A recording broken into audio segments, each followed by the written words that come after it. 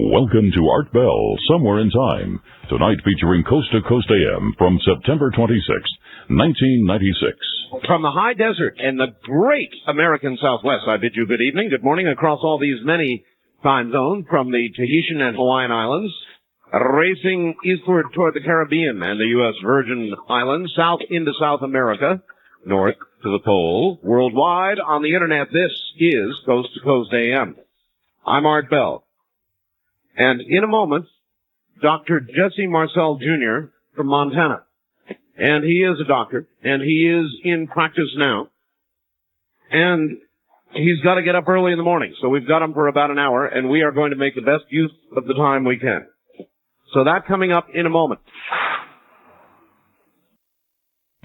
Coast to Coast AM is happy to announce that our website is now optimized for mobile device users, specifically for the iPhone and Android platforms. Now you'll be able to connect to most of the offerings of the Coast website on your phone in a quick and streamlined fashion. And if you're a Coast insider, you'll have our great subscriber features right on your phone, including the ability to listen to live programs and stream previous shows. No special app is necessary to enjoy our new mobile site.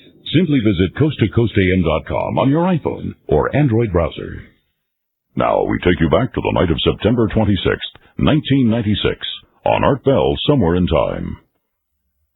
Dr. Jesse Marcel Jr. is in Montana, where it's already midnight. It's going to be a long day for him tomorrow, and has been a long day for him today. So we're going to get right down to business. Doctor, welcome to the program. Good morning. Good morning. Doctor, I've heard myth about you and Roswell. I've seen movies and I've read books, but I've never talked to you about it. I've never heard it from you. And so I guess I would like to find, how old were you when all this occurred? Well, I was almost 12 years old. This was in July of 1947. I was 11 then. I was 12 in August. So pretty close to being 12. So about 12 years old. Yeah. I take it that, well, I shouldn't take it. What was the first indication that you had that something had occurred? When my dad woke me up early in the morning to show us some debris that he brought in from the field out of Roswell.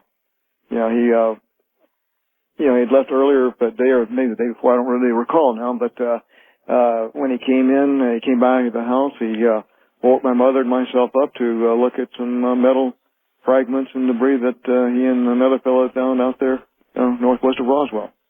Can you remember what he actually said he had found?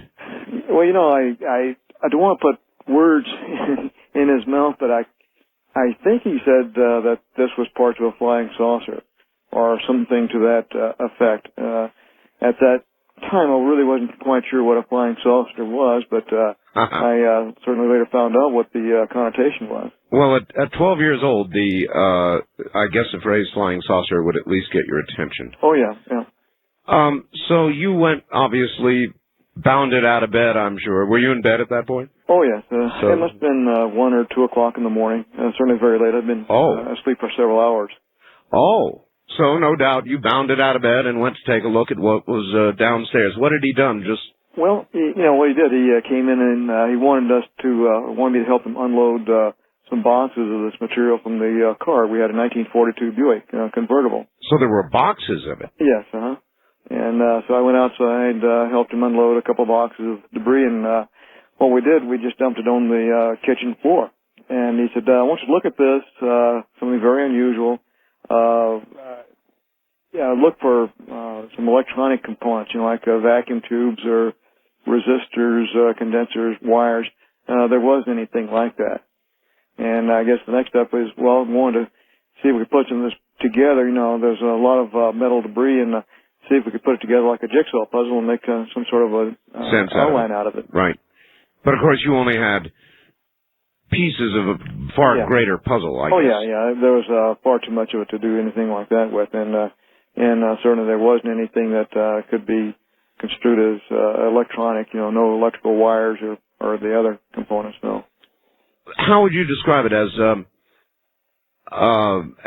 just sort of, we've heard many things. Beams with what appear to be hieroglyphics on them. or portions of beams, or can you recall the nature of what was there? Well, as I remember, there was about 3 types of this debris. There was a lot of metal foil, sort of like aluminum foil that you would see in your kitchen today. It was kind of dull, not really very reflective. It was very light, and there was some black plastic and debris I thought was something like bakelite. And then there were the I-beams, or the beams, as I recall, that had this writing or the symbols written across the inner surface of it. And that was the most intriguing part of this whole thing. These were very small beams, maybe a quarter of an inch in diameter, or at least cross-sectional area. And when you held it up to the light, there was some purple-type writing or symbols on the inside surface. And I guess the longest beam that I could see was about 12 to 18 inches long. On the ends, could you tell whether they had been broken off, burned off? Was the debris obviously fire damage or crash damaged? I really don't recall whether the ends were cleanly cut or whether they were fractured. It's just didn't make an impression on me. The biggest impression was the writing on it. Okay. You mentioned some dark material. Yeah, there was like pieces of broken plastic, like a bakelite or bakelite, yes. Yeah, things of this nature.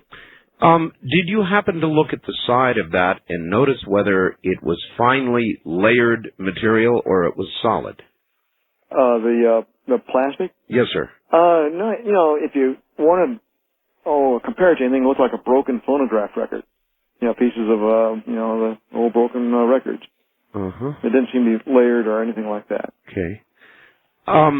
Your dad then must have sort of told you the story about what he found.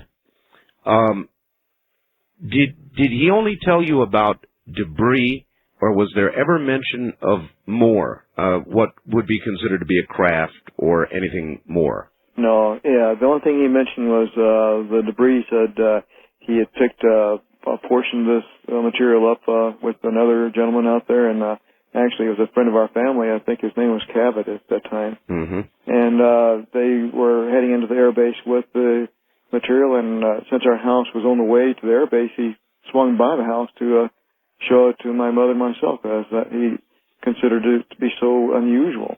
He wanted us to look at it. Right. Did he indicate there was a lot more debris out there and he had only part of it, or was that it? Yeah, no, my feeling was that this was only a small part of what was out there. Okay. Did you, when your father then, how long, once he left, did he gather up all the material? Did he leave some with you? I seem to recall in the movie that some had been left with you. Well, that was just part of the movie. No, he gathered it all up, and we put it back in the boxes in back of the 42 Buick, and then he left for the air base, and I went back to bed, and that was the end of that. And that was the end of that? Yeah, until a day or two later when he came back home. So he was gone that long? Yes. And my understanding now is that he helped, consign, or he flew the stuff to the Fort Worth Air Base, and what was to be Carswell Air Force Base. And he left it there and came back the next day. And I do remember him coming in and saying, talk to my mother and myself about this, and as something that we are not to discuss again. It's just something that didn't happen, just treated as a non-event. And that's exactly what we did. Can you remember his demeanor at that time? In other words, when he talked to you and said, look, it was a non-event, this never happened, it's got to be a secret or whatever, what was his demeanor like, or do you even recall that? I don't recall that, but I would think it would be pretty serious. He wanted to make a point that we're not to discuss this issue again. And by then it was hitting the headlines all over the place. I mean, it was the Roswell radio station, the one I'm on right now, as a matter of fact, and the newspaper and then papers all over the country. At that point, were making a great big deal out of it. Did that impact you? Well, we just heard about that later, that there was big publicity splash about that. As a matter of fact, sometime after this happened, I guess my dad had a friend in China. I'm not sure where, not Singapore, but Peking, who sent him a clipping out of the newspaper there. So it actually had. So it made it all the way over there. Yeah. 1947. Over the years, how many times, I bet it's been a million, have you sat down and tried to remember the details of all this again and again and again? Yeah, I've tried many, many times, and, you can just get so much water out of a... That's right. out of a turnip, and, because I guess one of the problem is I saw this for a total of maybe 15 or 20 minutes, total, tops, about 50 years ago, and, the only reason I remember any of it at all is because it was such an unusual event. The material itself had a very unusual characteristic, and that's the only reason I remember this happening at all. All right. In the movie, and that's my only reference other than books, they talked about the foil material, and it almost looked magical, as though you would crumple it and it would just suddenly return to shape. Yeah, I heard other people describe that physical attribute. I did not witness that myself. I didn't try to fold it up or bend it or tear it or do anything like that. So I just looked at it and just carefully put it back down. I didn't try to do anything with it. Do you think that what you saw could have been a balloon? No. Not a balloon, no. Not a balloon. One thing, too, that really strikes home with that is that I saw pictures of my dad in General Ramey's office at Fort Worth with some debris that they said came from the Roswell Crash site. Yeah, that was a famous shot they made him take, right? Yeah, that supposedly that was the same stuff that was on our kitchen floor in Roswell. Yes, sir. Not. Not. Okay, so that's a for sure thing. That's easy to remember. That's the thing that really brings it home that, boy, they're trying to do something here. Okay, well, I think about a year ago, it was a year ago, the Air Force finally came out and said, well, we did lie. It wasn't a balloon. It was a balloon, but a different kind of balloon, a very special balloon to try and detect Soviet nuclear testing. And can you imagine that being a possibility? Well, balloon is a balloon is a balloon. There's not that much difference between what the mogul device would have been or what the weather balloon would have been or, whatever they want to say about it. There would be no confusion there. Okay. In the years that passed, until your father died, did you have conversations with him about this? We had off and on talks about this. I knew that he'd gone to Roswell a few times to be interviewed, and people begrudgingly, he didn't really seek any attention to this thing, but people came to him. And I remember one of the last times I talked to him on the telephone about this, he'd just come back from Roswell and was out at the crash site, or supposedly out at the crash site, and I asked him, well, jokingly, was there any of that debris out there? And he said, oh, no, they vacuumed all that up. So obviously there was no scrap of it left. And I did try to confirm that we saw the same thing, remember the same thing, and I said, what was the color of the writing on that beam? And he said, oh, it was a violet purple, and that's exactly what I recall too. So we recall the same type of physical characteristics. Whatever it was not English. No. When I first saw it, I thought, as a little kid, I thought, well, hey, this look like hieroglyphics. And then, but when you look at it, no, it wasn't hieroglyphics either. It was, like geometric symbols of some kind. And I know the Air Force is trying to say, well, this was a flower pattern on some Scotch tape on some balsa wood that was used to fix tinfoil to the balsa wood. Well, no, it wasn't Scotch tape with flowers on it. I would know that, and I knew what balsa wood was because I built stick models all the time. And this was metal? Were not balsa wood. This was metal? This was metal, yes. Do you recall, you must have hefted one or picked one up in your hand. Oh, yeah. Was it heavy as in iron? Or? No, it was very light. I don't recall any weight to it or mass to it at all. It just seemed like it was like feather, I don't want to remember something that wasn't there, though. In my recollection, it was a very light structure. Did your father in later conversations ever sit down and tell you the whole story, or did he hold this essentially to the end? No, he never told me the whole story. The only story I know that came from him is through interviews that he gave to other people years after this event. But we never sat down and discussed at length what this was, or at least what he, the whole story is. We always considered it, though, to be something very unusual, probably extraterrestrial, though. There's no question about that. There have been many reports, and of course the movie did it up, about the extraterrestrial bodies that were captured, even some talking about one alive, that sort of thing. No mention of that from your father. Not at all. Because I think, if they were there, that was another loop of information, and I guess, with compartmentalization, if you didn't have the need to know about other things, you were not in the loop to know about this other thing. So the event, I guess, was segmented, and those who had privy to one part did not have privy to another part of the knowledge or the event. If we go back to when it first occurred, when your dad brought all the boxes home and said it came from a flying saucer or something to that effect. Right, yeah. What were your father's qualifications? In other words, would he have known what he was saying? Well, he was a base intelligence officer, so I assume he would know what he was talking about. He was, in on aircraft accident investigations, and certainly flew enough during the war to know what radar targets and things like that would have been. And as a matter of fact, he went to radar school to learn about different types of radar targets and kites and so forth. So he knew, he had training to delineate the difference between what we saw and what the Air Force says we saw.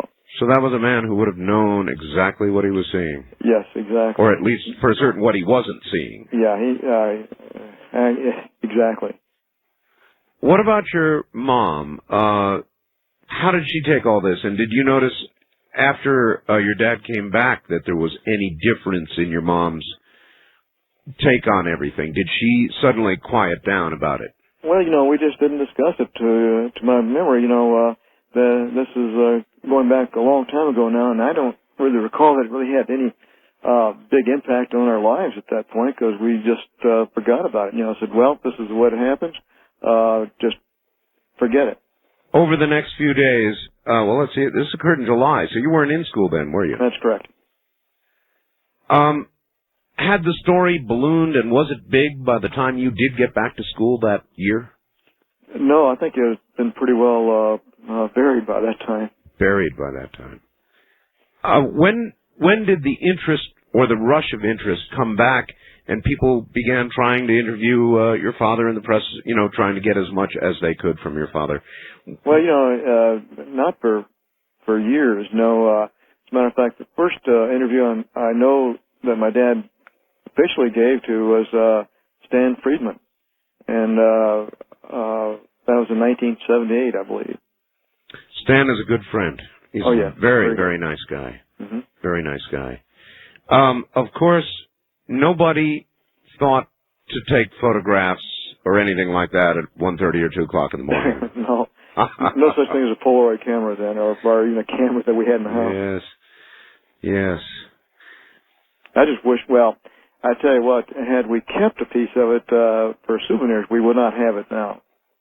You don't think so? No. Did they come back at any point? Did officers or people, do you recall anybody coming to your house and interviewing your father or your mother or even yourself? No, nothing like that happened. Then why do you think, had you held onto a piece, squirreled a piece away somewhere? Oh, I would have let somebody know that I had a piece of it.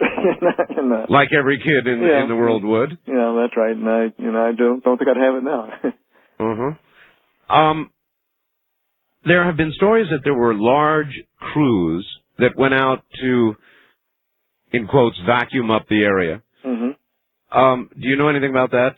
Did your dad say that? He did say they vacuumed the area. Yeah, those were his words, and that was when I was talking to him. I know it was the day that conversation was in 1980. 1980. Yeah, December 1980. Did he ever tell you how many had been involved in that cleanup? No, I'm not sure he knew. You know, the movie showed looked like 100 GIs out there crawling across the land. Yeah. All right, Doctor, hold on. We're at the bottom of the hour. We'll be right back to you. My guest is Dr. Jesse Marcel, Jr. Back now to Dr. Marcel. Doctor, you said your dad woke you up about 1 or 2 in the morning or something like that. Yes, sir. When had the crash occurred? Do you know how much earlier than that? You know, I have no knowledge of when it actually occurred. Okay. Do you recall people talking about having seen anything in the days or months or even years that followed that crashed? Oh, not offhand. You know, of course, there's always the scattered flying saucer report, a UFO. There's always those, but I don't recall anything specifically as pertained to the Roswell event in of itself. All right, sir. Do you remember the recent movie about Roswell? Yes. When you sat down and watched that, was it a big laugh? Was some of it accurate, a little bit of it with a lot of dramatic license, or how would you characterize it? Well, no, I think it was a job well done. I think the events as depicted in 1947 were pretty accurate, you know, with the exception of them showing me keeping a piece that my dad had to go back and recoup. That didn't happen. But I think, by and large, it was pretty accurate. It was in 1947. Were you all consulted about the movie? Oh, you know, I guess they had. I'd talked with Paul Davids, several other people with this, and they, you know, kind of shot the breeze about this. Yeah. Sure. If your father had kept any debris, a piece to something, a little souvenir, do you think you would have found out about it? Oh, yeah. Yeah, he would not have kept that a secret. No, we were pretty close. Were there pieces, now I'm imagining there were quite a few GIs out there cleaning all this up. And they had to have manpower. Somebody had to do it. So, were there pieces that you saw that would have been small enough that were on your kitchen floor that somebody could have slipped them into a pocket? Oh, certainly. As a matter of fact, you know, there was so much of it that we dumped on the kitchen floor that we later jokingly thought that, well, my mother probably swept some of it out the back door.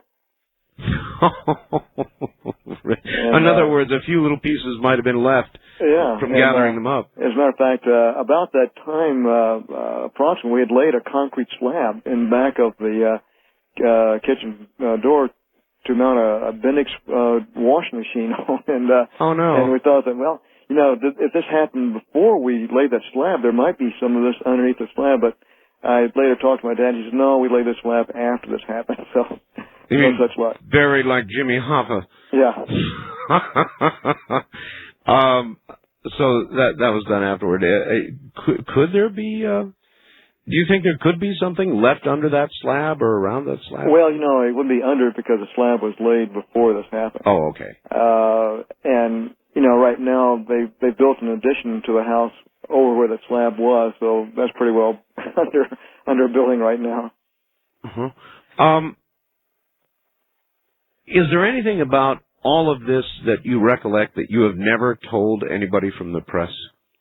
I think I've been pretty well drained of any Picked kind of dry, information. huh? I have to say yes. Yeah. If I'm thinking of myself as your dad, and if I had found one thing, and when your dad came home, was he really excited? Yeah, that I do recall. He was excited, and obviously, you know, he was excited enough to go a little bit out of his way to go by the house and wake us up. So, yes, he was enthusiastic over this thing. Okay, well, if he had that level of enthusiasm, and then they gave him, no doubt, some very stern talk about, look, this never happened. Mm-hmm. And then he had been forced to hold up a balloon and tell a false story, that'd go down pretty hard for a fairly proud man. Well, I remember him saying later that he didn't really mind because he was actually part of the cover. He went along with this, because this is what he was told to do, and as a soldier, he followed of course, the orders. Of course.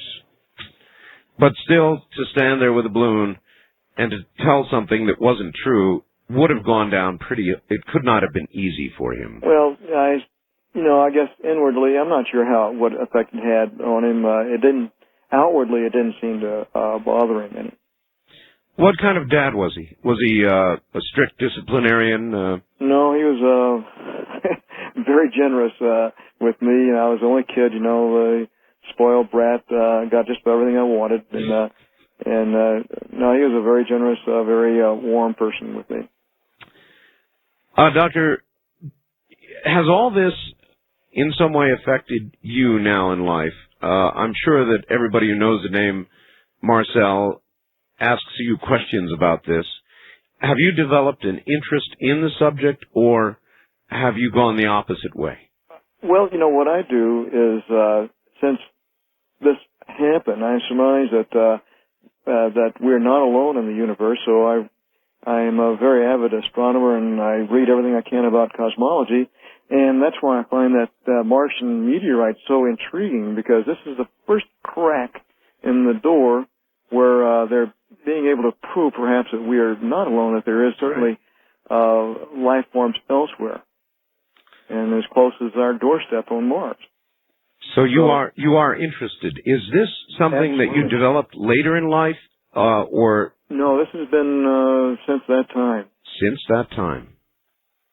So it really did affect you then and for the years that immediately followed that. It wasn't something that picked up later in life when you began to... because I always took it to be what it was, and I've always had my eyes to the sky. I will say I've never seen a UFO or a flying saucer. I'll keep looking. Oh, I've seen one. It was a big triangular sucker. It came about 150 feet above me. I'm out here near the test area they call Dreamland. So. Well, I keep looking, but I've never seen anything I could not identify. All right. I guess what I would like to do is, here's the facts I've got. When you interviewed John Kirby, I did, he played a wonderful tape Dr. Marcel had made of a telephone conversation he had with his father, who had just taken a film crew to the site of the crash, which Dr. Marcel just mentioned. Have you gone back? You went back to that site, did you not, and walk that same area? Well, I have to say I've never been to that exact site. I've been in the proximity. I've been out to the ranch, but I've never been to the exact site. Never gone to the site? No, sir. What drove you to become a doctor? Well, I guess partly family pressure. My uncle was a doctor, and I wanted to go in one of the fields of sciences. Actually, I was more interested in physical sciences like physics and chemistry, but because of I have to admit pressures from the family, I went into medicine. I was interested in aviation or going into physics, and but I ended up in medicine. Interesting. If you had to do it all over again, would you change that direction and instead move toward the sciences, do you think? I think I would, yes. I'd definitely stay with the physical sciences. Otherwise, what kind of man was your father? Was it a good, solid family relationship? Oh, I think so. We were, the three of us, we were close-knit. So, we did a lot of things together, and like I say, we were a pretty close family. Okay, again, I think a very important point is the one thing that seemed truly to be extraterrestrial, as depicted in that movie, was that foil that crumpled up and suddenly returned to its original shape. But you never saw one bit of that in terms of... Did you put your hands on that foil at all? Oh, yeah, I handled it and looked at it. But I didn't really think so much of the foil as I did the beam that had that writing on it. That was the thing that really set it off. I didn't pay much attention to the foil or that bakelite debris. It was the beam with the writing that really caught my eye. You've seen Russian writing, have you not? Yes, huh? Cyrillic alphabet? Yeah, not that. It was not that. No. I would think the only people then that would have the ability to put something up that would make it about the globe would be at that time possibly the Russians, and that was my best shot there at whether it might be their writing. If it wasn't their writing, then I cannot conceive of why we would do. What explanation again did they give for that? What I'm not sure what the military. That writing that you have talked about? They said it was tape. As a matter of fact, I got a call from one of the Air Force declassification teams who I had discussed with what I saw. He wanted to know what I saw, and I told him, and he said, well, this is what we think you saw, and I said, no, that's not what I saw, and he said, well, we think you saw a piece of Scotch tape with some flowers on it from some toy manufacturer back east that they're using to put these kites back together with. And I said, no, that was not flowers, and it wasn't tape. And so we did have not much of an agreement there. Okay, can you remember the beam, when you held the beam in your hand and you looked at the writing, was it indented into the material the beam was made of? Was there an indentation that created this, or was it paint? As though it were painted on? You know, I do know it was kind of like a purple, violet, metallic hue, and it was written inside the length of this beam. And I don't recall really whether it was whether it had texture. It looked like it would have, and maybe I ran my fingernail across it. I don't really know whether I did that or not. I don't want to remember something that didn't happen. Right. Have you ever considered, and I'm sure you've been asked, to undergo some sort of regressive hypnosis to try and dredge? You know, it is, I think, possible to bring details from the human mind. Well, you know, that was tried at one time, but I think I'm a very poor subject for hypnosis. I'm not a real strong believer in it. Maybe it's true, maybe it's valid, and I guess I have a bias against it. But so I don't think I was a very good subject for that. And you know, I do too, and I think that people who have strong wills are very, very difficult to hypnotize. They simply will not allow it to occur to themselves. Mm-hmm. They won't yield that kind of control. So perhaps so. So there's nothing to come from that, I guess. And were there any writings that your father left? No, I've gone through there. Well, we have some of his records that we have not gone through. They're still in storage, and I have not seen anything that he put down on, pen to paper on this thing. It's all word of mouth. What happened to the car that held those parts? Sold? Well, we went on a vacation to Yellowstone National Park, and first of all, we moved from Roswell to Washington, D.C., then we went on a vacation to Yellowstone Park, and coming back from Yellowstone, we stopped in Cincinnati, Ohio, and got a 1950 Studebaker. Traded the car, huh? Traded the car in on a 1950 Studebaker. Because one, of course, has to wonder whether some little artifact might have been left back in that car. And somebody, no doubt, bought that car and drove it around and had no idea what that was. God only knows where it is now. Yeah, that's right. Well, I'm tempted to dip to the phone lines, let people ask a couple of questions of you. I really, really want to thank you for staying up. I know it's, I guess you had a long day today, and doctors have long days, period, so you've got another one coming tomorrow. Yeah, it gets me kind of dragging after a while. What happens, by the way, when people come to you, they have UFO conferences, probably now once a month someplace, big ones, and I'm sure you get invited. Yes. Have you gone to any of them? Yeah, I go to an occasional one, and just regurgitate what I've already done today, just this evening. Just kind of go over details, and I like to fold into my little talk or presentation the fact is that there's life elsewhere. I like to talk about the planetary systems that they're now describing and finding, and how the stuff of life is all over out there. So we're obviously not by ourselves. Every new thing we find, every new discovery leads clearly in the direction of life. Yeah. Mars, Europa, new planets. That little Martian meteorite may drive the final nail in the coffin of those who say there's no life elsewhere.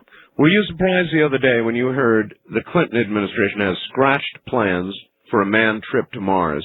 They're talking now about sending robots. Well, robotic exploration can be very effective, too, and it's certainly a lot more cost-effective. And it's certainly not as glamorous as sending a man to Mars, which we will do one of these days. But if we get there first just with robotic exploration, so be it.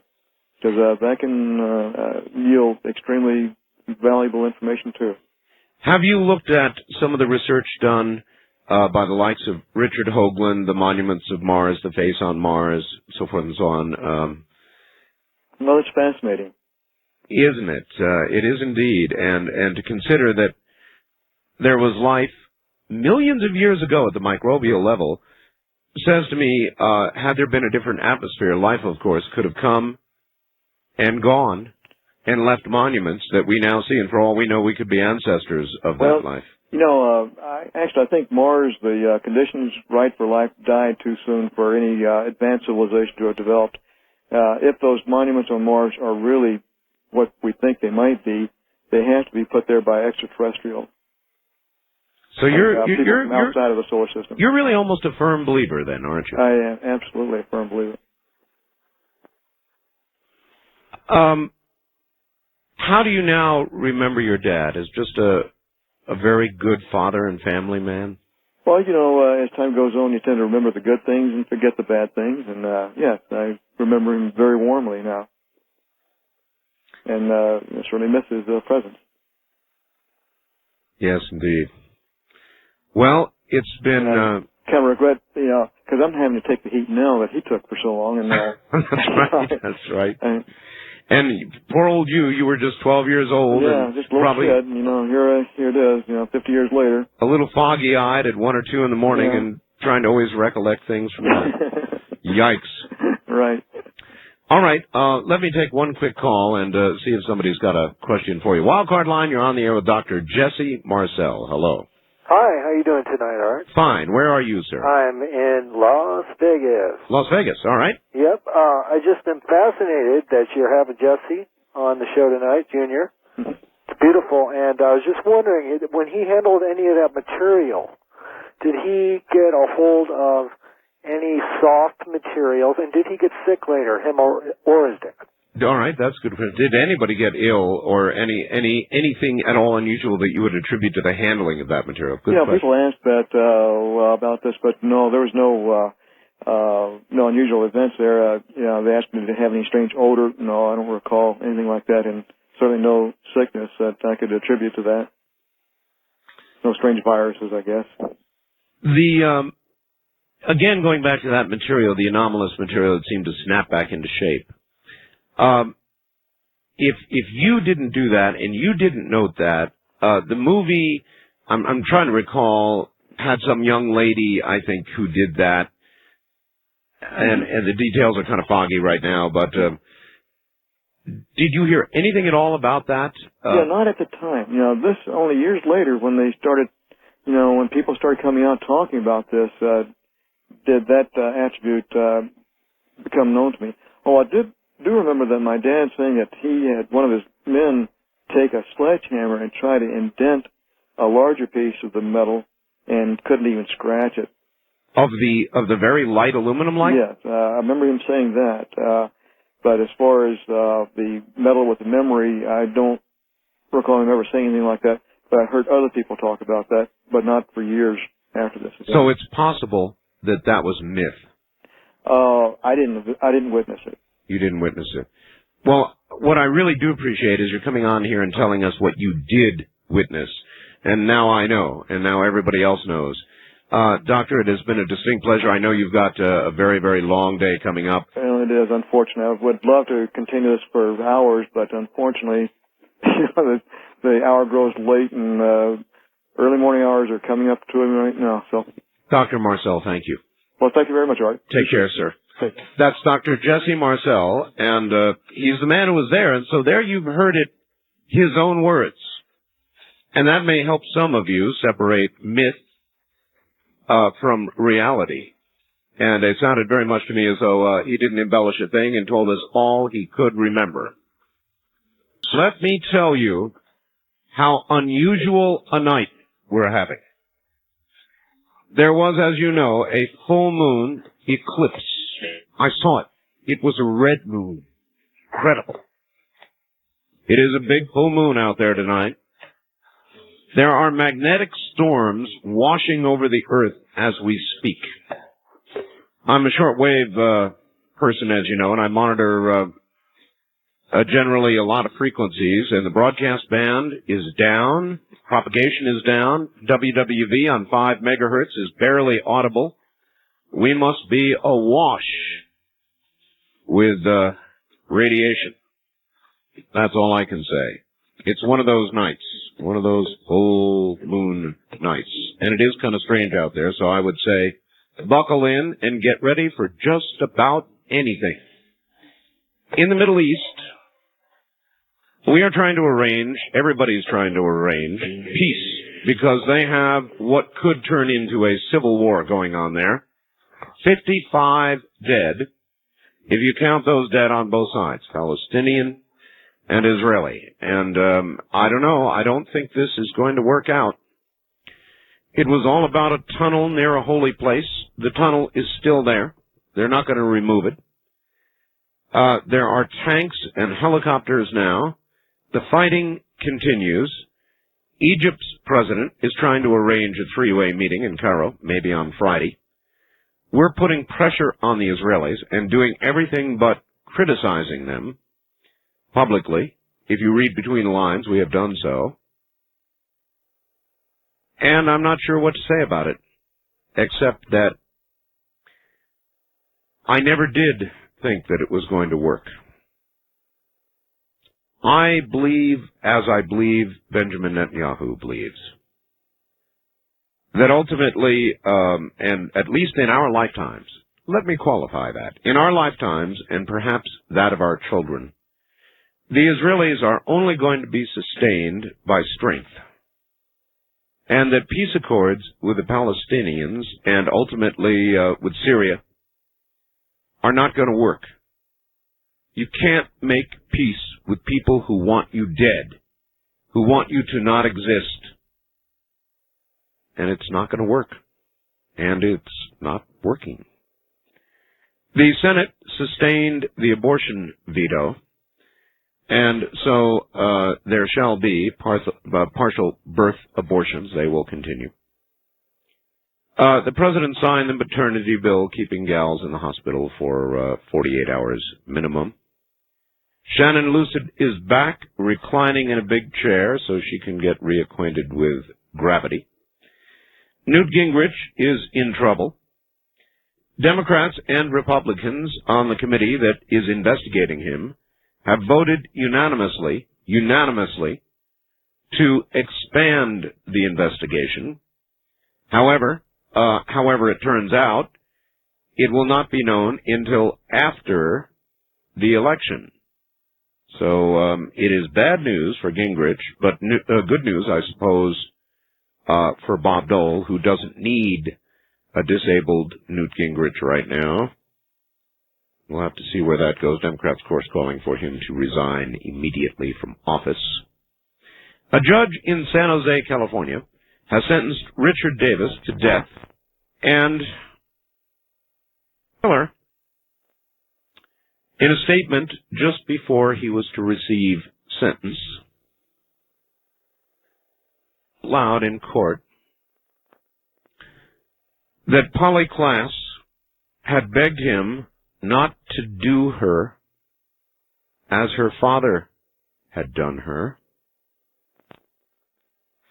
And at that point, her father lunged at this bastard, and if he could, probably would have killed him. And I know it's a horrible thing to say, but it's too bad they don't have guns in courtrooms, because I kind of wish he had killed him. And I'll tell you something, if it had been me, I'd have tried to figure out there's a way to get guns in, you know, it can be done. There are guns that are largely a composite material. And if I had been that father, I would have done my damnedest to get something in there to kill that bastard with. And if he'd have said something like that, that would have been, of course, way over the line. And I recall the movie Seven. I wonder if you remember the movie Seven. If you haven't seen it, you should, if you can handle heavy material.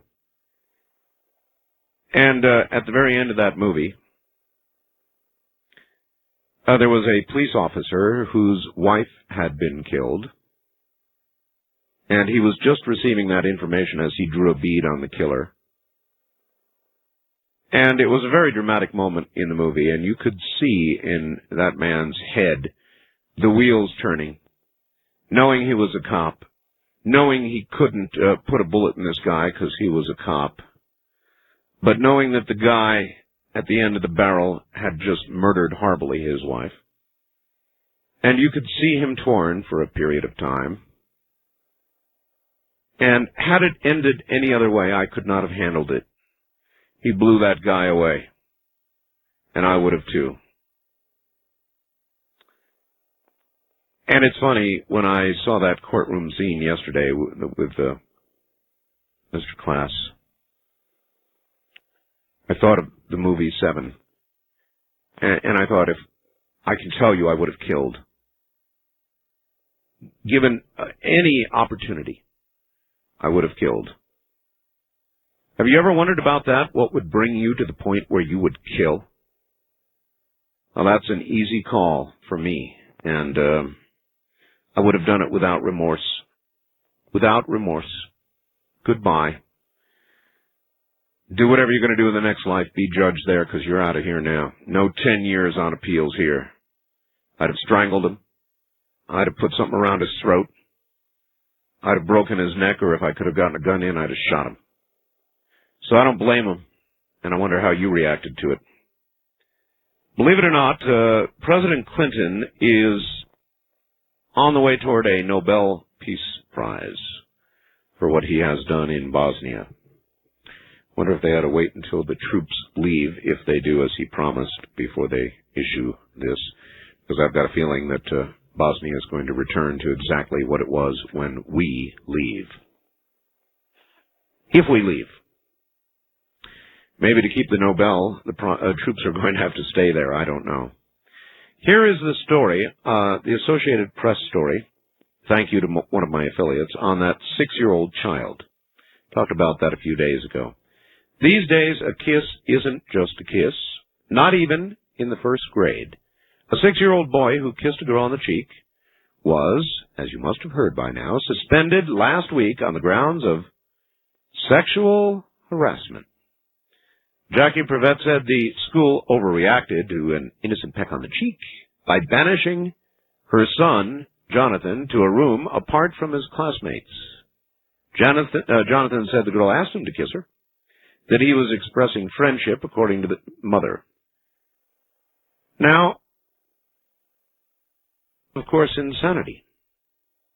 Sexual harassment? A 6-year-old kissing a 6-year-old? A peck on the cheek? It's almost too insane to imagine, and yet in today's world, it occurs.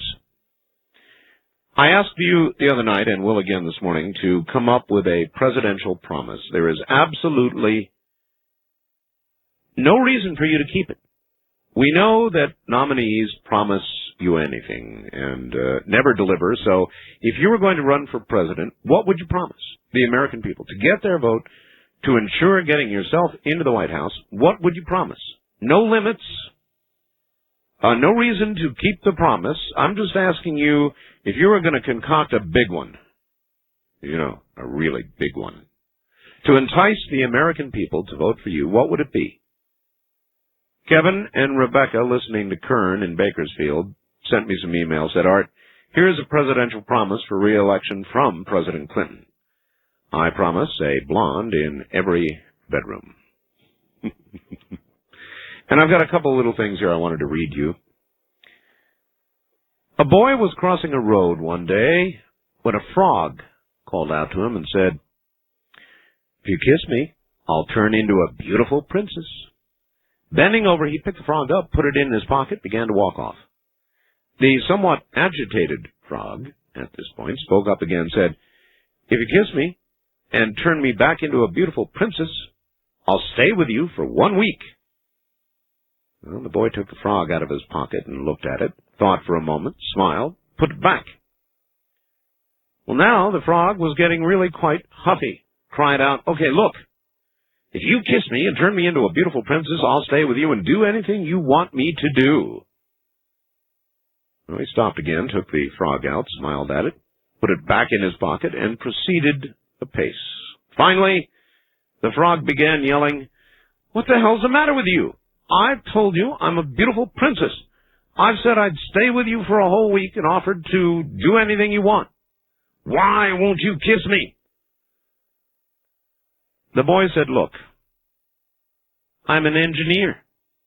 I don't have time for a girlfriend, but a talking frog is really cool." That would certainly be the answer of an engineer, huh? Sorry, I don't have time for a girlfriend, but, a talking frog. Well, that's really cool.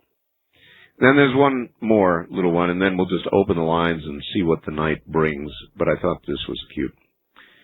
2 hunters got a pilot to fly them into the far north for elk hunting. They were quite successful in their venture and bagged 6 big bucks. So the pilot came back, as arranged, to pick them up. They began loading their gear into the plane, including the 6 elk. But the pilot objected and said, "Look, the plane can only take out 4 of your elk. You'll have to leave 2 behind." So they argued with him. The year before, they had also shot 6, and the pilot had allowed them to put all on board. The plane was just the same model and capacity as this one.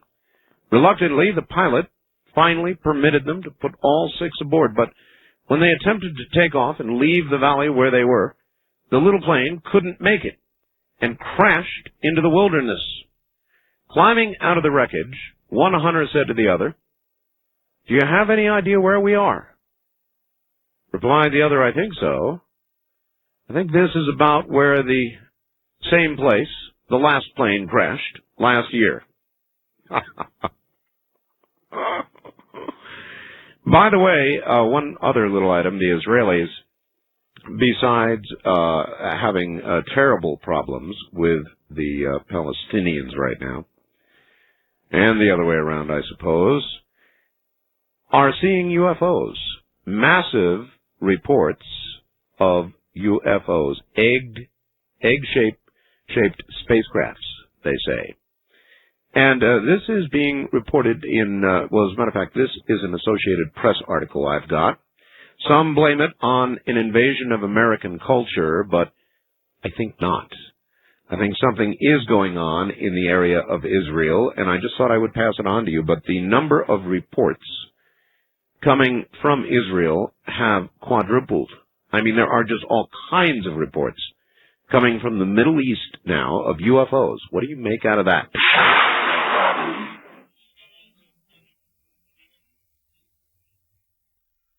One last thing, he says, again, from a Science in Brief article, there is a Japanese satellite that was just put up and took a photograph, which has been rendered then in various colors, so we might know what we're seeing, of the Earth's ozone hole. And the image above, and I've got it here, shown by the newest Japanese satellite to be launched, shows a rapidly developing late winter Antarctic ozone hole. And it is a big hole. I mean, we're not talking about what you've typically seen, and you remember you've seen pictures of the Earth with a sort of strangely inkblot-shaped little hole that sort of rotates around the Antarctic area. This thing would appear to be covering, I'm going to guess, at about between about a third of the globe. About a third of the globe. A gigantic ozone hole. And the person that sent me this said, shades of Ed Dames. Huh, Art. And it sure is. And I don't know about global warming. I've always had an open mind, and I've been unsure about those who talk about global warming. But I think this ozone hole thing is for real. Just thought I'd pass that along. Wildcard line, you're on the air. Hi. Hi, Art. This is Jason from Fresno, California via KMJ. KMJ, of course. I want to make 2 comments, and then I'm going to get off the radio. All right. Number 1, 3 nights ago, when you were talking about the midnight paralysis, or the paralysis in the middle of the night. Talking about that? Yes, well, we had a big guest on that last night, yes. It almost gave me a heart attack because that also happened to me. And I know you don't want any more reports, but it is a real phenomenon. Oh, I know. And number 2, the caller that had just called in and talked about the man in Florida, you need to look that up. I'm sure there's going to be other callers that know his name, but it's something like Rasputin or Ralph some night. In Search Of did an expose on him. And so how did they determine he moved the stones? They cannot be moved at this day. They're so heavy, no mechanical device can lift them at this day. Yet they are in really nice, coordinated, like clockwork positions where people that are only like 20 or 40 pounds, little kids can push them and they'll turn. You have to see it for yourself. It's called something garden in Florida. All right. I'm sure a lot of callers are going to call in and tell you all about it. I'm sure they are. All right. Thank you very much. So apparently some structure built in a way that nobody is able to understand. I wonder what the best speculation is about how he did it, and he wouldn't show anybody. Maybe he had the same secrets the Egyptians had, huh? What do you think? What do you think they're going to find inside the Sphinx? Are you disturbed, upset that they're going to be opening this in December? I have mixed feelings about it, and I'm going to be interested to speak with Mr. Buvall and Mr. Hancock tomorrow night. They are adamantly opposed at this point to the opening of this chamber in the manner in which it's going to be opened. There are others who are very much interested in its being opened, and I'm going to have to shut my mouth or I'm going to get in trouble here. East of the Rockies, you're on the air. Hi. Hello? Yes, hello, Art. Yes, sir. Could you tell me more about Newt Gingrich? I didn't catch anything about that. Well, he is accused, and it's not all out in the public right now, of maybe making some bad tax moves with regard to a course that he held. And they are investigating that, and apparently more, because they're going to expand the investigation. So that's about all I know. There are tax questions. And the network coverage I saw last night on NBC seemed to feel it was really big trouble for Newt Gingrich. I don't know I would say that right now. I don't know. With all the trouble that Clinton's been in? Yeah.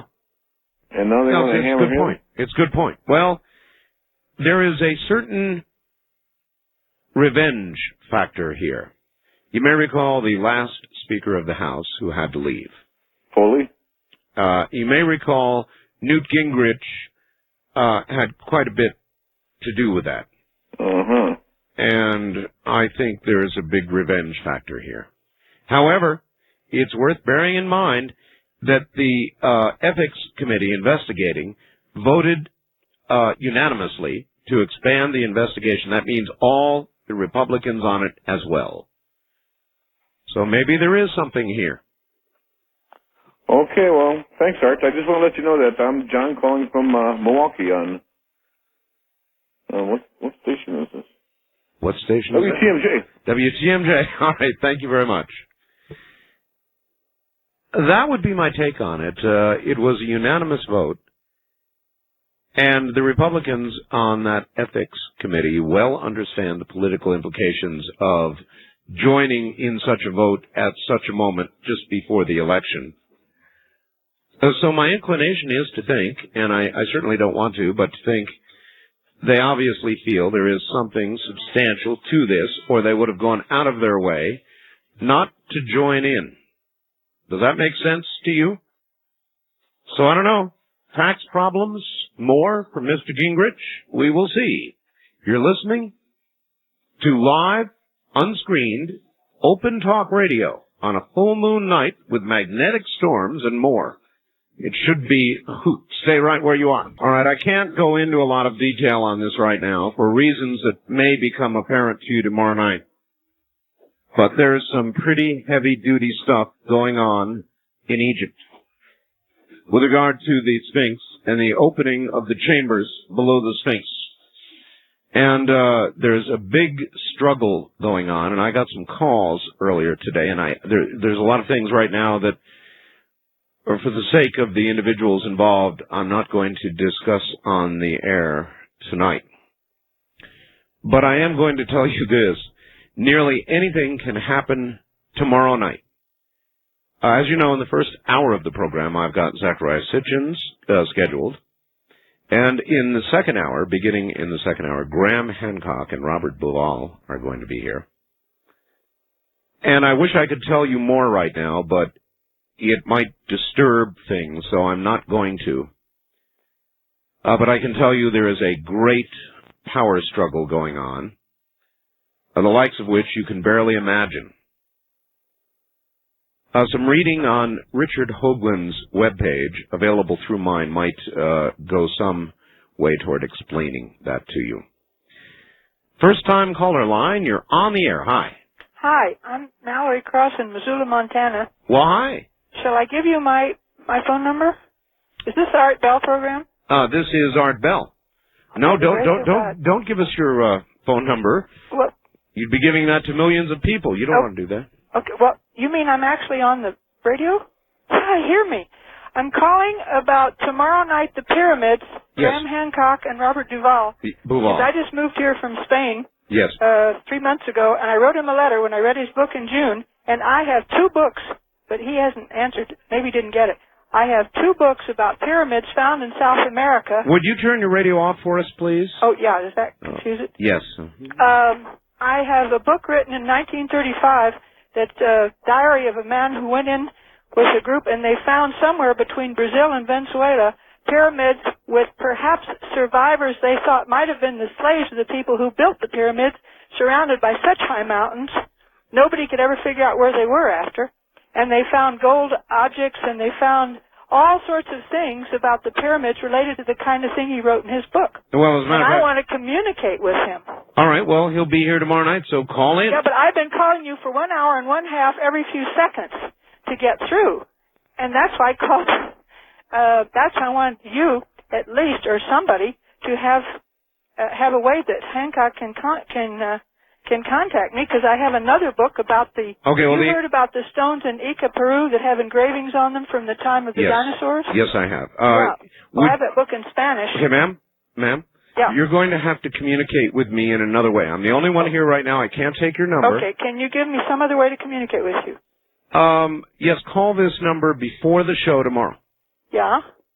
What time does that mean? 5 minutes before, 10 minutes? Yeah, 5 or 10 minutes, anywhere from a half hour on before the program. Okay. All right? I'll look forward to that. Thank you. That's the best I can do for you. Obviously, I'm in the middle of a program right now, so I can't just stop and do it. I try to answer calls, I guess I should tell all of you, as I'm able to before and sometimes after a program. I can't always do it, but I try to do the best I can. East of the Rockies, you're on the air. Good morning. Going once. Art. Yes. I'm calling from Fort Myers, Florida. Well, good morning. Good morning. A week or so ago, on one of your programs, you mentioned a book that was written by a gentleman. I believe it was about an incident that happened in the Gulf War on the USS George Washington. Do you recall that book? No, I don't, ma'am. Is there any way you could research later on and mention that? What was the incident? Beg your pardon? What was the incident? The book was about you didn't say. You just said it was an incident that the government or the Navy had kept secret or something until now. And this gentleman, I thought you said the author's name was Hudson, but I cannot get any information. Oh, you're referring to a book called Black Alert. Yes. Is that right? It was Black something. Black Alert. Yep. That's a book that we advertised for a while, written by Julian Hudson. And I'm going to tell you the best way I think that you can proceed, and that is to contact my network, and I'd be glad to give you the number. Okay. It's area code 5401 Okay. 664 8829. 829. Yes. Okay. Okay, and And the last name is Hudson? Yes. Okay, because I went to my local Barnes and Noble, and they don't have anything on it. Okay, well, if you probably didn't have the title, and you didn't have the author's name, so they wouldn't be able to look it up. Now that you've got the title and the author's name, they can order it. Oh, okay. Okay? Okay, I sure do appreciate it. Okay, take care. When you go to a bookstore, generally you've got to have something to go on. You can't say a book about this is something that happened in the Gulf War. You've got to have the author's name or the title of the book. First-time caller line, you're on the air. Hi. Art Bell? Yes. How's it going? My name's Rick in Arvada, Hello. and I'm listening to you on KHOW. Yes, sir, in Denver. Yeah, and I was wondering, I've been reading this book lately. It's called The Illuminatus Trilogy. And I was wondering if you had knew anything about the Illuminatus. Not allowed to say anything about it. You're not allowed? No, as a 99th degree Mason, they won't let me talk about the Illuminati. So you're a 99th degree Mason? If you wish to believe that. What do you want to say about the Illuminati? Well, I was just wondering if you had any insight onto what was going on, because I've been reading that book for a while. Well, then you should have insight. Well, what did the book teach you? The book is just teaching me a lot of weird stuff. Is it? There's a lot of startling, realities into it, and just wondering if, what you thought about that whole situation, or if you believe that it's real or not. Not particularly. Not particularly? To tell you the truth. Well, yeah, But I guess the book never got a chance to be classified as fiction or not. Well, how do you view it? Well, I don't know. I think maybe that it's not real. Maybe that it's not real. Well, then regard it as entertainment and enjoy reading, sir. East of the Rockies, you're on the air. Hello. Oh, Art? Yes. Yeah, they discovered another asteroid that's near the Earth, but they said that it'll miss the Earth. Did you hear about that? No, but they're always discovering asteroids that are going to be near misses, and what I always wonder is whether we're going to hear about the one that will get us. Yeah, well there's going to will there be an Associated Press story? Will Dan rather sit there and say, well, scientists today discovered an asteroid 6 to 8 miles wide that is going to impact the Earth on Saturday? Oh. You think you'd hear about that? I believe so. I think more likely you would see the breaking news logo after you felt the ground shake, and you would hear CNN begin to report about what had just hit Earth. That's what I think is more likely. Yes. Yeah, we always hear about it when it's too late. Exactly. Like the bullet, sir, you never hear the one or see the one that gets you, and I'm told by astronomers, amateur and professional alike, that is probably true. East of the Rockies, you're on the air. Hello. Hello there. Yes. Hello. Hello. Hello. This is the Art Bell Show? Good guess. Great. I've been dialing for hours. Well, now you've made it. Great. Tonight we were watching the eclipse, and we were into the talking about different things, and then we got into the discussion of the pyramids, and I understand that you were talking about the pyramids. Oh, yes. And I have read Graham Hancock's book, which was very intriguing, the fingerprints of the gods? Yes. Footprints of the gods, I'm sorry. Yeah, fingerprints, actually. Fingerprints? Mm-hmm. Okay, I thought it was footprints, but okay, fingerprints. But anyway, from reading, and then his other cohorts that he mentions in the book, something about Osiris. I read his other book. I'm trying to speak quickly, so I don't take up too much of your time. But from all these different books about, I think it was Serpent. I'm sorry, I can't think of all the. Sir, forget the books. What are you trying to say? Okay, what I'm trying to say is all these different theories that with the shafts and all these things. what happened? Something came to me as a revelation of the way things are lined up in the desert. Could these pyramids have been beacons? Well, you've asked a central question that everybody is trying to answer. In other words, what are the pyramids? Why are they there? What lies beneath the Sphinx? And other chambers that have yet to be explored. There are many people, knowledgeable people, who think that there is a virtual library of information within the Sphinx. It is entirely possible. There has been a license issued to open the hidden chamber of the Sphinx in December of this year. And I know a lot more about this right now than I can tell you about. A lot of it will become, I think, apparent tomorrow night. So in the interest of not beginning a war here, I'm going to keep my mouth shut and say that you should listen tomorrow night, and I don't guarantee what you're going to hear.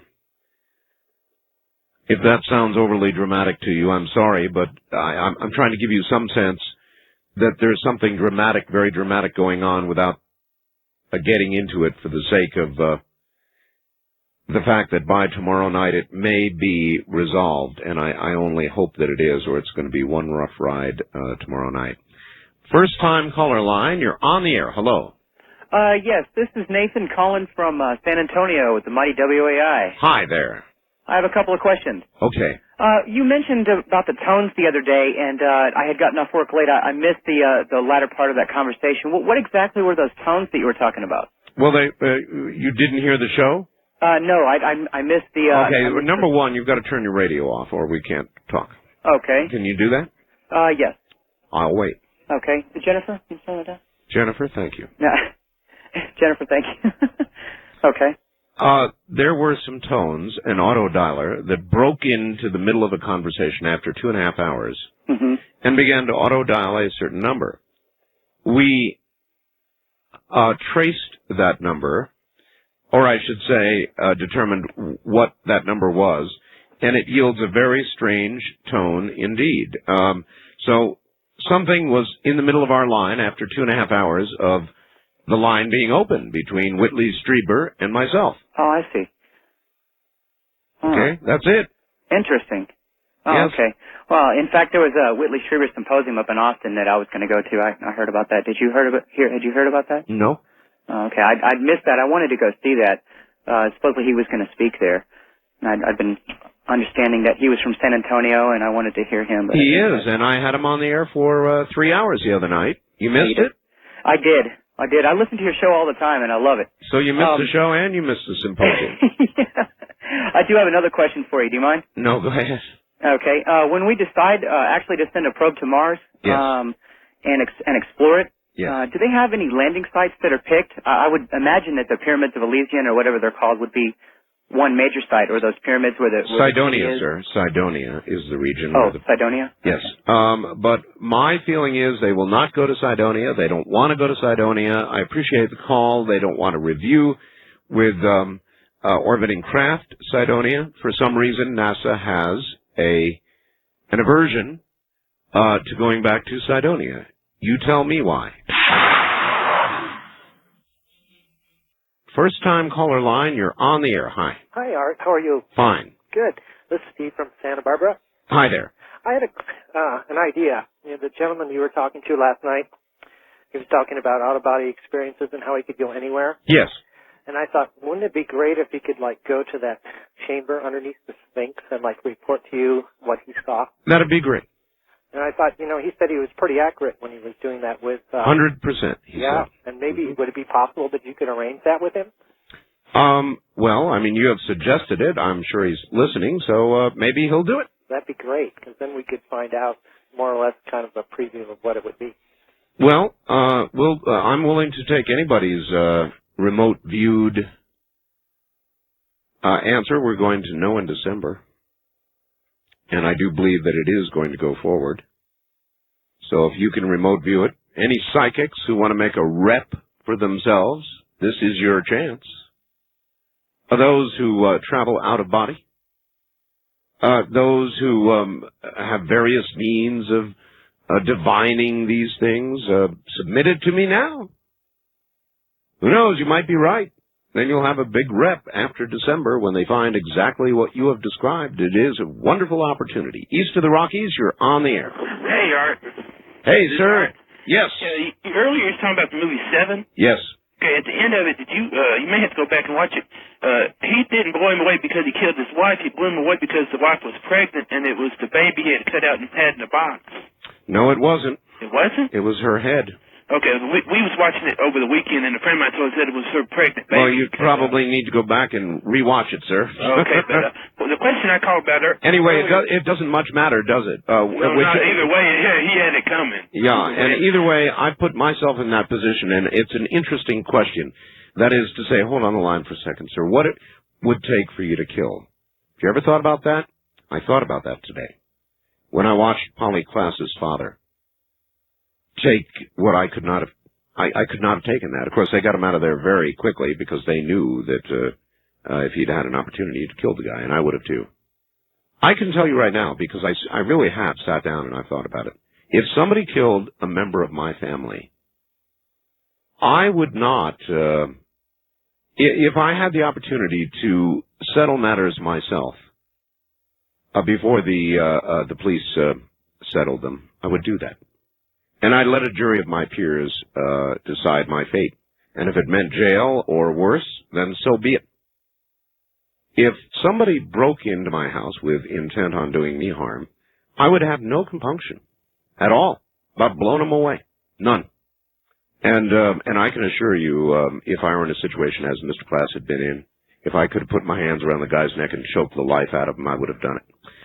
Go ahead, sir. Okay, you talking about you had your earlier interview with the man about the pieces from the crash? The man was Dr. Marcel. Yeah, yes. But about the first 15 minutes, I'm calling from Little Rock, Arkansas. First 15 minutes, they didn't air your program. I didn't know if there was something in that 15 minutes they didn't want us to hear. Oh, yes, that's where all the secrets were told. I didn't. They had some about a man, some other show, and I guess it crossed the line, and I didn't know if there's something. I just didn't know if you guys were talking about something important we missed. We caught the last 45 minutes. Just the first 15 minutes, they didn't air your show. That's where he described the beings that he watched cut up on the table. Oh, okay. So you missed all that. All right, so we didn't really miss nothing important in the first. No, you really didn't. Okay. All right? All right, dude, thanks. All right, thank you. We're talking about the recollections, I believe accurate and honest, of a young man who saw his father come home with what Dr. Marcel firmly today believes were pieces of an extraterrestrial craft. Described calmly and as best he was able to recall. By the way, for those of you who did not hear it and have seen the movie, I asked him about the material, that supposedly crumpled and then opened right back up again. And Dr. Marcel recalls no such material and did not personally attempt to do that and did not see anybody else who did it. So, short of the movie, which I'm disinclined to buy, I mean, I think it was, took some dramatic license after all. They suggested that Dr. Marcel had a piece that he kept, which he did not. So it is possible that supposed material that crumpled really never was, and that may be urban legend, myth, ufology myth or something. At any rate, there you are. It was a very interesting, honest, open interview. We'll be right back. Good morning, everybody. I'm Art Bell, and it's good to be here. It is a Thursday morning. In the first hour of the program, we had Dr. Jesse Marcel Jr. on, interviewed him about his dad and what happened 50 years ago in Roswell and what he remembered. Sorry if you missed it. We're into open lines now, and anything you want to talk about is fair game. You know what's going on in Israel right now with the Palestinians, about 55 dead. And this is either going to resolve itself peacefully at some point with all the overtures, or it's not. And the answer may be not. It may be the beginning of a civil war in Israel, what amounts to a civil war. And I never really did think that this was going to work out with the Palestinians. Obviously, it is not working out at the moment.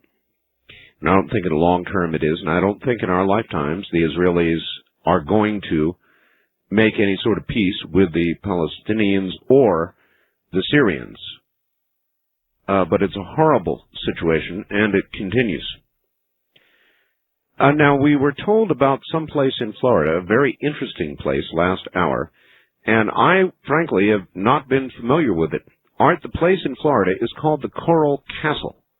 That's from Linda in Fresno. Then I got this, too. Art, I saw a report on that gentleman in Florida several years ago. He said he discovered the secrets of the Great Pyramids and how they were built. He then proceeded to build a house for his deceased wife, who died years before, stating the secrets also revealed time travel. A door of that house, or to that house, weighs 4 tons. It is perfectly balanced and can be moved with a finger. Also a 2-ton perfectly balanced rocking chair. This man one day disappeared without a trace. Isn't that fascinating? Well, now, this one has escaped me somehow. Or this, Dear Art, the place in Florida is called the Coral Castle. Here it is again. I've been there. I'm trying to get through to you now. If you want, you can call me, blah, blah, blah. This is Stu in Fort Lauderdale, in Florida. Well, maybe I'll call him. I've got his number here. I think I ought to call Stu and find out what he knows about this place and about this story. It's kind of interesting. Could he have discovered, do you suppose, the secrets the ancient Egyptians had, and how in the world could he have done what he has done? Maybe I'll pick up the phone and call him. All right, because I'm willing to do nearly anything anytime, we have Stu down in Florida, and he knows about this place called Coral Castle. Stu, welcome to the program. Wait a minute. There you are. Stu, are you there? I'm here. Okay. What do you know about this place?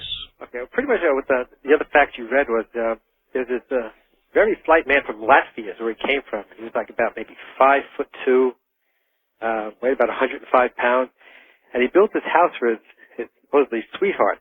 And the whole thing is carved out of solid slabs of coral. Coral. And there's a 2-story structure there, which is built out of solid slabs of coral, and there's a fence around the property, which are made of, the walls of the fence are made of slabs of coral. If you go outside the perimeter, you can see where the slabs of coral were lifted up out of the ground. Like if they were laid back down, they would fill the hole completely. But it's unimaginable how it was hewn out of a solid chunk of coral. And in this fence wall, there is a piece of coral maybe about 4 feet wide by about 6 or 8 feet high, with a spindle going through it. And it's so perfectly balanced that you could just push it with your finger, and it'll spin around like a revolving door. There's all sorts of astrological shapes carved out of coral mounted on the walls. And these stones weigh tons? Tons. And there's primitive blocks and tackle there. Supposedly he did it all by himself with primitive block and tackle. And they say he has known the secrets of how the pyramids were built. Well, is that a myth, or is there some documentation? No, there's absolutely no documentation. That is no documentation. So there's probably a lot of myth that has grown up about this, but still, how could he have done that? Nobody knows. It's like nobody knows how he built the pyramids. Nobody knows how this... Well, if he really had the secret of how to do that, and or time travel, and or levitation, and he's now dead? Supposedly, yes. Supposedly dead or disappeared? Yeah, I think he's passed on. Passed on. But it's a tourist attraction down in South Miami in the Homestead area. Pretty selfish to, leave the world with such incredible secrets. Yeah, I would imagine so. And it's a tourist attraction. I have some pictures of it that I've taken. If you'd like, I'll send them to you. I would love it. And I'll try and get some information from them and send it on to you. Also, if you like their phone number, they're in the phone book. Well, it wouldn't do me any good this time of the day, but photographs would be wonderful. Yeah, it's amazing. You look at it, you just wonder how somebody could have done this all by themselves, or even with some heavy equipment. Well, I'll tell you what, if you send them, I'll put them up on the internet. I will get them out to you. All right, my friend. Thank you. Care. Take care, Stu. That's Stu in Fort Lauderdale, Florida. So it's real. But it's hard for me to believe that somebody would have secrets of that magnitude and keep it to themselves and take it to their grave. Block and tackle? I don't think so. 4-ton stones, one man? I don't think so. Wildcard line, you're on the air. Good morning. Hi, Art. Hello. Hi, my name's Eddie, and I'm calling from Omaha, Nebraska. Yes, Eddie. I was just listening earlier this week, somebody by the name of Al that was on your show. Yes. And he was talking about sleep paralysis. That was last night. Yeah, and that was last night. He was very unconvincing. I've had the episode. And his what he said wasn't very convincing to, I think, a lot of your viewers probably, too. Well, I don't have viewers, Eddie. I have listeners. This is radio. Yes, I mean listeners, I'm sorry. And I was just wondering if it was possible that there is another scenario in the sleep paralysis itself, and that there's different kinds of sleep paralysis for different reasons, such as possibly UFOs and stuff like that. Well, maybe having something to do with it, and in some respects, and maybe and not in others. Well, that's not very convincing, Eddie. Yes. I mean, if you have proof, then on the other hand... Yes, that's what I was wondering, if you could maybe commit to answering some questions in the future, like that. How could I answer that? Well, there's a lot of people out there that claim... Eddie, slow up a second. You said he was not very convincing. I rather thought he was. So did everybody. Yes, he was convincing. No. Eddie, please, let me finish. I'm sorry, sir. He was, to me, convincing, and to many of my listeners, because I got a million different faxes. But having said what you said, it seems to me you're offering up a significantly more implausible explanation without any proof. Yes, that might be true. Yeah. All right. Well, thank you, Eddie. Thank you. Take care. In other words, you're not buying into his explanation of the power of the mind, which seems rather plausible, and to me you're jumping to a rather implausible explanation, particularly for such a widespread phenomenon, and attributing it to UFOs? UFOs? Really? East of the Rockies, you're on the air. Hello. Art? Yes. Hi, this is Tim from Omaha. Hi, Tim. 2 Omaha calls in a row. True. How are you doing? I'm doing. I have a question for you. Okay. If you're driving along and somebody tails you in the car, what do you usually do if they want you to get out of your car and start a fight? If I'm in a car and somebody is tailgating me, is that what you're asking? Right, and you pull into a restaurant and yes, and you're in the parking lot of the restaurant and they pull in behind you and want you to get out of your car. What would you do? Strange question, isn't it? It is a strange question. I know that you're probably packing, you know. So I don't know. Are you asking whether I would shoot somebody over a tailgate? No. No. I'm talking. Would you just drive away and what would you do if he followed you? If somebody came after me, mm-hmm. I'm probably going to protect myself. Does that answer your question? Sure. That's all. I doubt that I would provoke a fight, but I doubt that I would walk away from one either. If somebody takes a swing at me, I'm going to swing back and have. I have one more question for you. Sure. Mr. I think in Russia it's Mr. Lebed. I think it is. Lebed. Lebed, yeah. Yes. Mm-hmm. I guess he's the one who's going to take over when Boris Yeltsin goes under the blade, I guess. Well, actually, the transfer of power has already occurred, and Mr. Yeltsin is in the hospital. And Mr. Lebed will retain power until Mr. Yeltsin is healthy enough to reclaim his office or goes kaput under the blade, one of the two. Is it true that one of Mr. Lebed's icons is Francisco Franco? Well, I don't know. That I don't know. I think I read that in the paper somewhere. He's an interesting character, and what I have heard of Levitt is not necessarily all bad. He is a very traditional Russian, and said to be fairly honest, and not typical of a lot of Russians. I know you're coming up on a break here. I just have one more thing to add. That on the other night I was watching The Tonight Show, or I think it was either The Tonight Show or Conan O'Brien, and they had Dan Aykroyd on, and he was talking about the chupacabra. Really? He was. I guess Dan Aykroyd has a show coming up about sort of like what you do. He does? He does. It wouldn't seem like paranormal. Wouldn't seem like Dan Aykroyd's kind of thing. I thought he was a comedian. Well, he was a Ghostbuster. Well, all right. Have a good evening. Yeah, you too. Take care. It wouldn't seem like a natural subject for him. When I tackle these topics, I try and do it seriously. Oh, I will walk off into humor occasionally, but I try and treat these subjects seriously.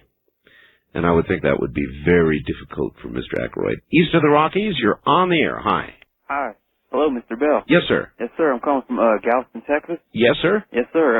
I wanted to talk about that guy who just called a little while ago. He said he was talking about an old guy in Florida. Yes. Who built a structure with stones, and nobody can figure out how coral. he did it. Yeah, I saw that on In Search Of. I don't remember the name either, but I remember it was pretty remarkable looking. And the guy was they said he was about 105 pounds. He was a very frail old man, and right. And he somehow got this stuff to. I mean, some people said that he actually had this stuff levitate. I mean, it was some amazing stuff. Well, maybe he built the blocks in place. Anybody consider that? That's been suggested about the pyramids as well. If you could not carry or move the blocks, and nobody today can figure out how they did that, maybe they built them, literally poured them in place. Yeah, it could be. One possibility. Yeah, and I wanted to comment about that monster who said that stuff to Polyklaus's father. I mean, that guy, he couldn't die soon enough, man. I mean, you're absolutely right. That guy, I mean, if he did that to my daughter, I would kill him. I mean, there are conditions under which a reasonably well-balanced person is capable of murder. Exactly. And it would be murder. There's no question about that. Exactly. But I wouldn't hesitate. I know. I wouldn't either. I mean, he's scum, and he'll be seeing, like Mr. Clark said, he'll be seeing Hitler and Dahmer, all the rest in hell pretty soon. That's right. I believe that too. Thank you. That affected me. Watching that encounter in the courtroom and listening to that bastard absolutely affected me, and it began a process of my thinking about killing. And it's a pretty terrible thing to think about, isn't it? But I guarantee you, had I been that man, I could have killed him without a second thought. And I would have tried. And if somebody messed with somebody in my family and killed them or attempted to harm them, I would have no compunction. I guarantee you I would take them out and deal with the consequences later. Thought about that? Have you ever? It's not a particularly pleasant thing to think about, but something like that causes you to do it. And I think most reasonable people, well-balanced, reasonable people, under those circumstances, are absolutely capable of murder. Whatever you want to call it, I suppose the DA would call it murder and charge you, so be it. I think the average, well-balanced person is absolutely capable of it. How about you? First-time caller line, you're on the air. Hello. Yes, Mr. Bell. Hello. Hi, this is Jonathan in Seattle, Washington. Yes, sir. Yes, I just wanted to say thank you very, very much for informing your listeners last night about the space shuttle reentry. I was lucky enough to be on my way home from work when I heard you announce this, and I got home to West Seattle. Well, now, I read a fax, and we were an hour. The person who sent the fax was wrong by an hour. Right. But luckily, my drive is about an hour long. I got home, turned on the news. about 15 minutes prior to its skating the atmosphere, and it was unbelievably spectacular. Well, I, of course, went outside. I determined to. I was watching CNN after the program, and I found out it was an hour off, and it was due to land at 5:13. So I figured somewhere around 5 o'clock or 15 minutes before it would touch down, or 20 minutes, I would see it here. But we didn't see it here. I knew it was going to be seen in Seattle. What did you see, and where was it? Where did it come across the sky? It was exactly coming out of it would be the west-northwest area. Right. You know, over the Pacific. Okay. And I was lucky enough to be standing there when I was just struck, just dumbfounded, because I literally was looking in the right direction at the right time, and it just started to spark slowly and then burn solidly just at the horizon line, just above the horizon. Mm-hmm. And it followed almost a straight line across the horizon. Well, in that case, I would imagine the people up further north in Canada, right, and then maybe even in Alaska, got quite a show. It probably came right up above them. Right. It was my time. It was 4:42, and then I followed the CNN report from NASA, and it landed exactly 35 minutes later in Florida. Well, I got to see it once, and it was incredible. It began on the western horizon, about 20 degrees above the horizon, as kind of an orange blur. Right. And suddenly, that orange blur turned into an orange streak, and it just went flying right across the horizon. Absolutely awesome. Exactly. Just fabulous. Yep. Did you hear a boom? No, could not hear any sound. I think it was probably too far north. By the CNN indicator, it was right on the border of Washington and Canada. Really? Yeah. All right. Well, let's see what some Canadians were able to observe. Thank you. All right. Let's open the line. Thank you very much for Canada. Let me see. Would everybody else on the west of the Rockies line hold up for a moment during this break? I want to hear from Canada. Did anybody in Canada, maybe up in Alberta, that would have been about, seems like ground zero for a overhead pass. Anybody up there happen to catch the re-entry? When you do, and when it is close, it is absolutely awesome. And of course, it depends on the final orbit, that is to say, who's going to see it. Sometimes it comes across, literally right across Central California. Really, really cool. So, if you're in Canada, and you saw it, call me at 1-800-825, 1-800-618-8255. Canada. 1-800-618-8255. Or Alaska. Now, the Alaskans may also have been treated to quite a show. I'm glad that some of you realized the person who sent me the fax was off by about an hour, but I'm sure you went to CNN, and so many of you must have seen it. All right, we'll pause here at the bottom of the hour. This is Open Line, unscreened, live talk radio. Even I have no idea what is coming next, and I like it like that. So if you want to be the next one coming, get on the phone now. All right, I talked to people in Fairbanks and Anchorage during the break, and they had nothing but clouds, so they didn't see it. But it looks like as you move east a little bit, somebody up in Alberta got a good look, and here he is. Hi there. Hi, how you doing, Art? So you're up in Alberta, eh? Yes, sir. All right. Did you go out and take a look? I did. I'm not into the astrological things, but after talking to you, I just had to see it. And I had to see it. So you wandered out, and what did you see? Where did it cross the sky? It crossed right over the horizon, going eastward, kind of southeast. Bright red-orange streak. Wow. It was cool.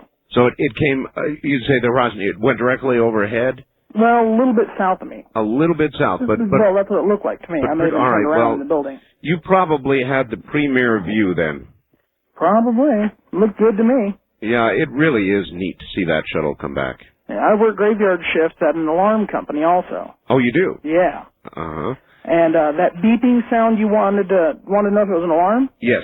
Can you play it back and I'll check and see if it sounds like anything we use?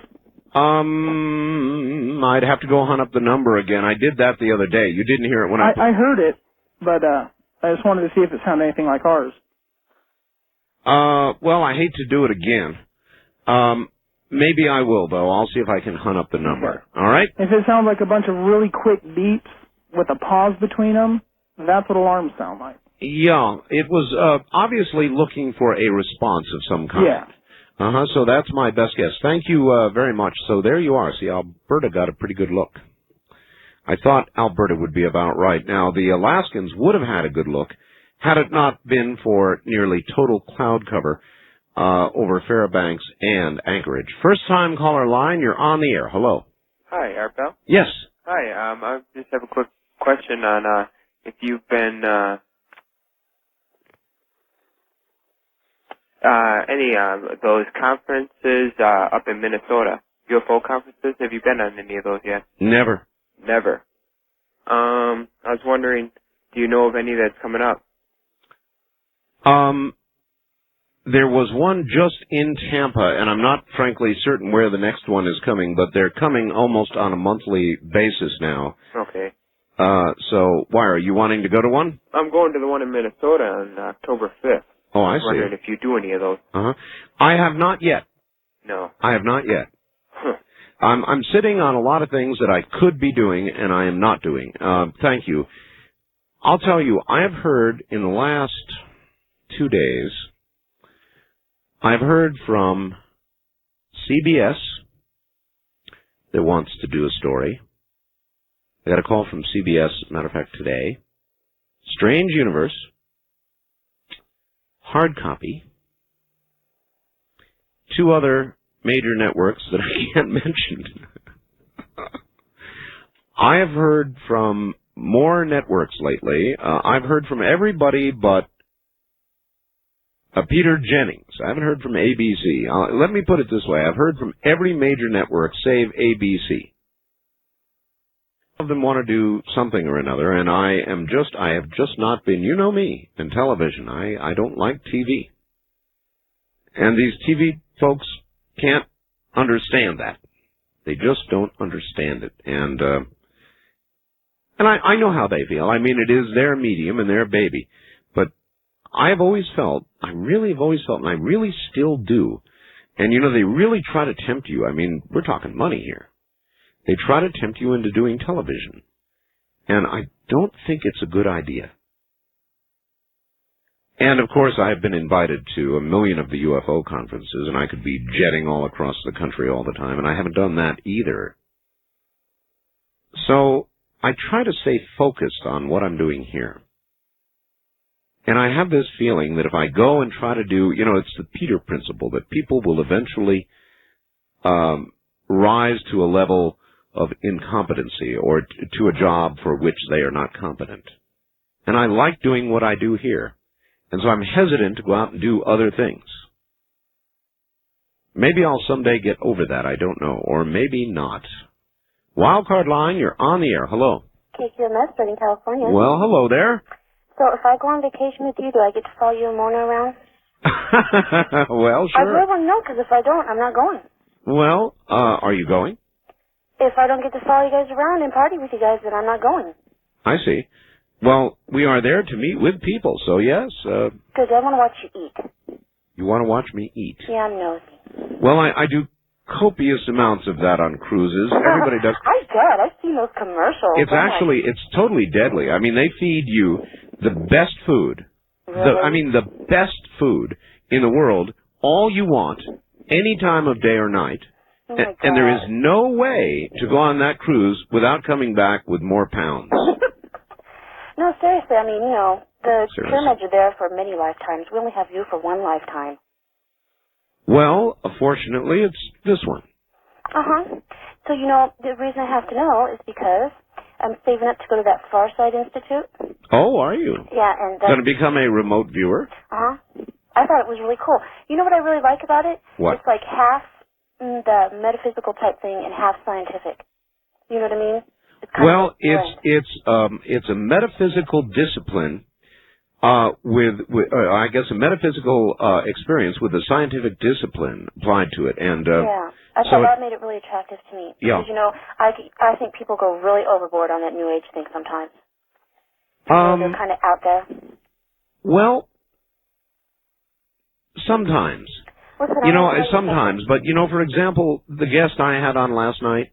No, he had excellent credentials. Yeah, I really buy into that. I've not done it, but I felt the beginnings of it, and I have a feeling he's dead right. Mm-hmm. Listen, I want to tell you something else.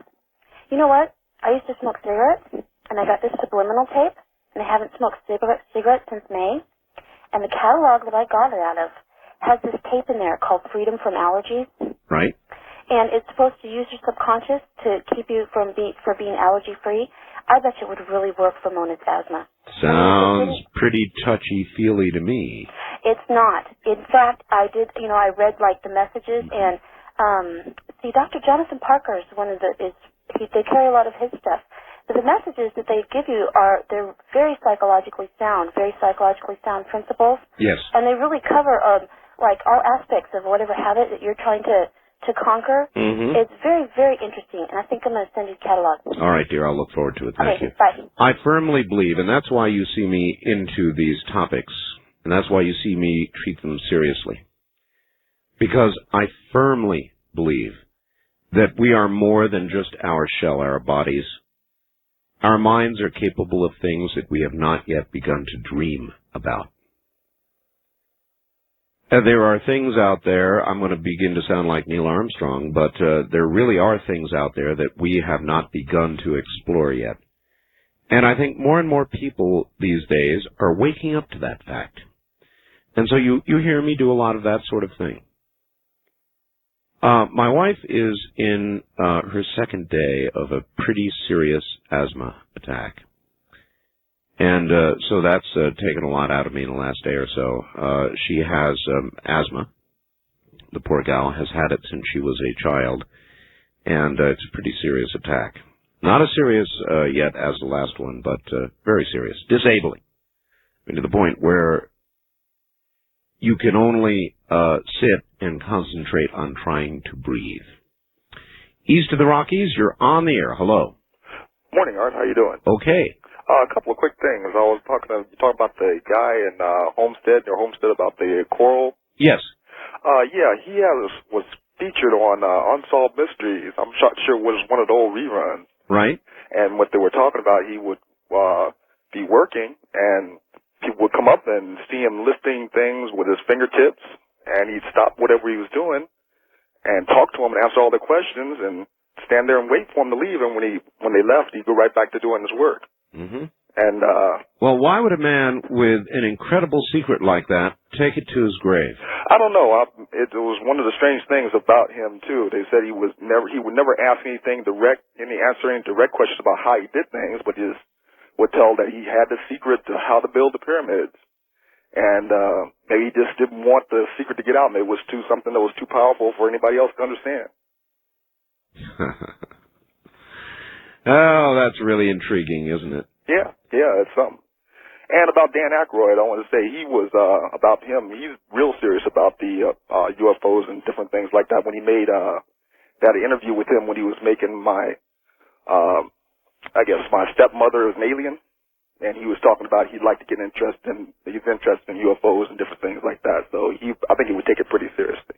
Well, I would hope so. Yeah. You know, if he's going to do something on it, I would hope he would take it a serious approach to it. Otherwise, he ought not do it. Oh, this is Scott, by the way, from Tennessee, WTN. All right, Scott. All right, thanks a lot. Thank you. Enjoy your show. Take care. There is an awakening going on across America to things that people used to laugh at or scoff at, and they're not laughing anymore, and they're not scoffing, and they're beginning to pay attention. And I'm frankly glad to see it. I began looking at this sort of thing many years ago in talk radio, and I would do a number of shows. I would simply deviate every now and then because I got sick of talking about nothing but the news, or politics more specifically. And so I've done interviews in all of these areas, and we've had discussions for years about these kinds of things, and now all of a sudden I see the rest of the country beginning to come around. And it's a kind of an awakening, and it's a positive thing. I believe it's a very positive thing. There are still many who sit on the sidelines and chuckle away. Well, let them do so. There is more to life than that which is apparent from a material point of view. Wildcard line, you're on the air. Hello. Jim from Omaha? Yes, sir. On your Carl Castle? Yes. Remember the old series, In Search of Leonard Nimoy? Sure. They had a special on this, a 30-minute program on this. Right. And I copied the program. And this gentleman originally built this place, and he got mugged in his place. And he moved it 30 miles. And the interviews they did with the people that, truck driver, he rented a truck and had the driver go around the corner and come back in a few minutes and got a load of these big rocks, and they moved them 30 miles. And he wrote a book called Magnetic Current. Never was published. Never sold. But there is a television show on that Carl Castle. Shows some home films of him. Well, he must have known something, again, to take it to the grave. Yeah. Well, the people that he got the land from originally, when he showed up, he told the owner, which was his only friend, that he discovered which they interviewed, the secrets how they did the pyramids. They got the home film of him in his Coral Castle. And what happened to him, he put a suit on, went to town one day, checked himself into the hospital, and died in the hospital. He had tuberculosis. Really? Yeah. But if I ever get a copy of that, I'll send it to you. I'll look forward to that. Thank you. In the meantime, there is somebody who's going to send photographs that he took, and we'll get those up on the web. That is amazing, isn't it? Can you imagine taking a secret like that to your grave? On the other hand, somebody said that the technology, or maybe that's the wrong word, the power that he had discovered was too significant to give to the world now. Maybe he had a point. I mean, we are not exactly the quintessential gentle civilization that one might hope we would be someday, eh? So we would probably use it to drop 4-ton blocks on our enemy. East of the Rockies, you're on the air. Good morning. Hello. Hello. Yes, this is Mark from Murfreesboro. Hi, Mark. Yes, and I was wanting to ask Art Bell about the possibility of getting Jacques Vallée on the show. Well, and I was also wanting to ask him about Sir. A possible Sir. Yeah. Slow down. Yes. I am Art Bell. Oh, Art. Yes. Yes, Jacques Vallée. Send me his number. Okay, I can do that. I can fax it to you. All right. Can you give me your fax number? Area code 702-727-8499. Okay. And one other thing I wanted to say about the Roswell, Arts Park. Yes. It could be a government, the faction of the government that Dr. Boylan was talking about a couple of weeks ago. There's no question about it. That they may be trying to throw you what do you call it, to hook you, Well, they've done a good job. What? They've done a good job. I'm hooked. Yeah, but, I mean, it could not be. It's possible that it's not from, some flying saucer from outer space. Of course it's possible. But either way, sir, it's a big story because either they have created this or did create it sometime in the past in their work in trying to get a lifting body or a saucer or whatever you want to call it, our own government, or it's from elsewhere. Either way, it's a pretty big story, wouldn't you say? Yes, sir, and I like your open-mindedness and your carefree attitude, that you have to your show and everything. It's an attitude about life, not just my show, sir. It is manifested in the program that I do. Thank you. I am pretty much open to anything. Why not?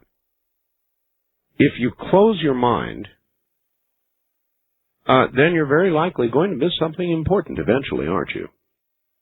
Now, an open mind will no doubt attract things that are without meaning. On occasion, we see plenty of that here. But then also on occasion, you will stumble into things that, with a closed mind, would have passed you by in the night unnoticed. East of the Rockies, you're on the air. Hello. Hello, Art. This is Paul from Green Bay. Yes, sir. Yeah, how you doing tonight? Fine. Yeah, I wanted to help you out with a couple of things you've been talking about for the past few days. All right. One was, have you ever heard of narcolepsy? Yes. And that's what they call the sleep paralysis. No. Okay, I had been told... Narcolepsy, sir, is I believe an illness where people are prone to falling asleep right in the middle of their daily activities, being at work, that kind of thing. Right, but I was told, because I had the sleep paralysis for quite a long time, and I was told that it's like another form of narcolepsy. It's actually a mild form of epilepsy. Well, now that may be. It's been called a grand or minor mal seizure. Uh-huh. So that could be. And yeah, and the guest that you had on seemed to, well, every time that I had the episodes, there's always been a demon or something dark that was poking at me or trying to get at me. So I was very skeptical about some of the explanations that he gave. Well, an awful lot of people, sir, came on and verified exactly what it was that he said. If you listen carefully, an awful lot of people came on and verified, and I've had, I don't know, 1 million faxes and emails, people that have experienced it, people who said thank you, I thought I was the only one, that kind of thing. First time caller line, you're on the air. Hello. Hello. Hello, turn your radio off.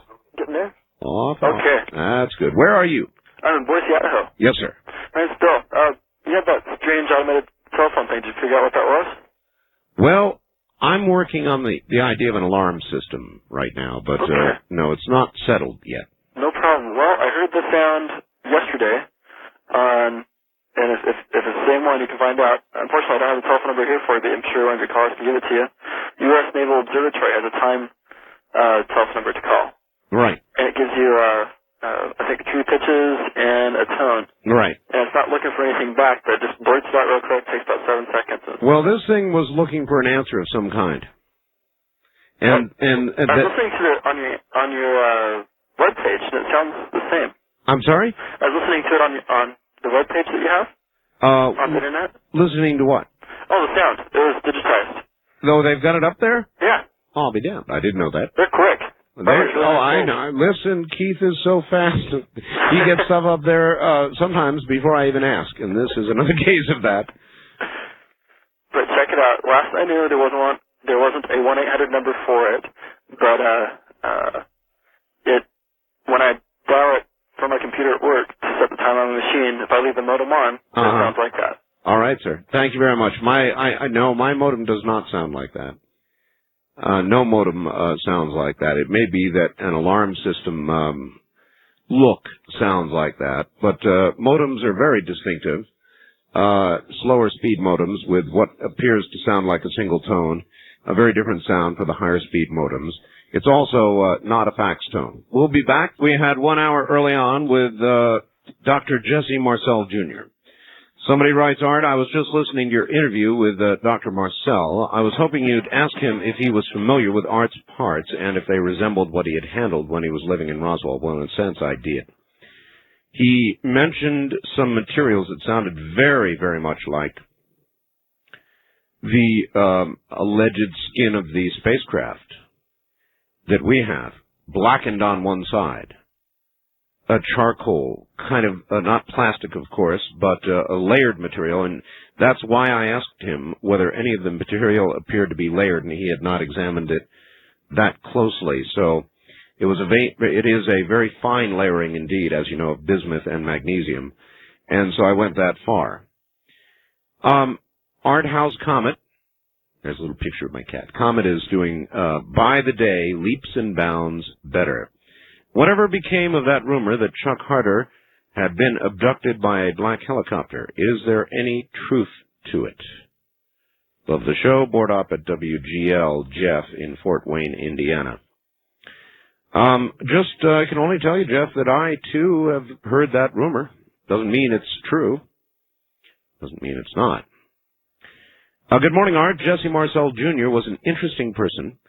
With regard to the factualness of his report, it was obvious, as you pointed out, that he was not embellishing the account at all. There are two things that bear further investigation. If I were him, his father's effects that are in storage, yes, of course. I'd have gone through those with a fine-tooth comb. Secondly, I'd make every attempt to try and decipher those symbols on the beam. Of course, the only way that could be done, if at all, would be through regressive hypnosis, and he does not seem amenable to that. So here we are with a mystery. Exactly correct. We are left with, as is always the case, it seems, a mystery. So it's open lines. I can tell you this. We have unusual conditions going on. Shortwave is extremely depressed at the moment by magnetic storms that are going on. We had a full moon eclipse earlier in the evening. A red moon. I went out and saw it. It was incredible. And there's a lot of radiation washing over Mother Earth at the moment. So it'll be an interesting night, and I suspect people will be affected by it, as they always are by a full moon, and perhaps more so with a magnetic storm underway. So who knows? East of the Rockies, you're on the air. Hi. Good morning. Good morning. How are you today? Okay. The thing about the Coral Castle, I have a 10 assorted snapshot prints here, and I'd like to send them to you if I could get your address. I would love it. Are you ready? Yes. It's Art Bell, Post Office Box 4755. Yes. In Pahrump. Don't laugh at that. Pahrump. Okay. Nevada. Zip code 89041-4755. Okay, also, he had made that castle for his sweetheart. That's what I heard, yes. And after he died, they contacted her to see if she'd like to see it, and she didn't want anything to do with it. Really? Yes, I thought that was very sad. It's gratitude for you. Right, but there's like 10 different snapshots. There's a panorama, a map of Florida, moon fountain, 9-ton gate, Polaris telescope, heart-shaped table, giant obelisk, Mars, Saturn, and crescent, bedroom and bath, and sundial. And it was very strange because he lived, the sundial, they said that that's the way he lived. He was like from the Dark Ages or something. Well, there are a lot of things we don't understand. Right. But it's a beautiful place, and I will send you these snapshots. I'll look forward to it. Okay, thank you. And I'll take the best of what I get and get it up on the web. You know what else? I've got some really incredible shots of the pyramids.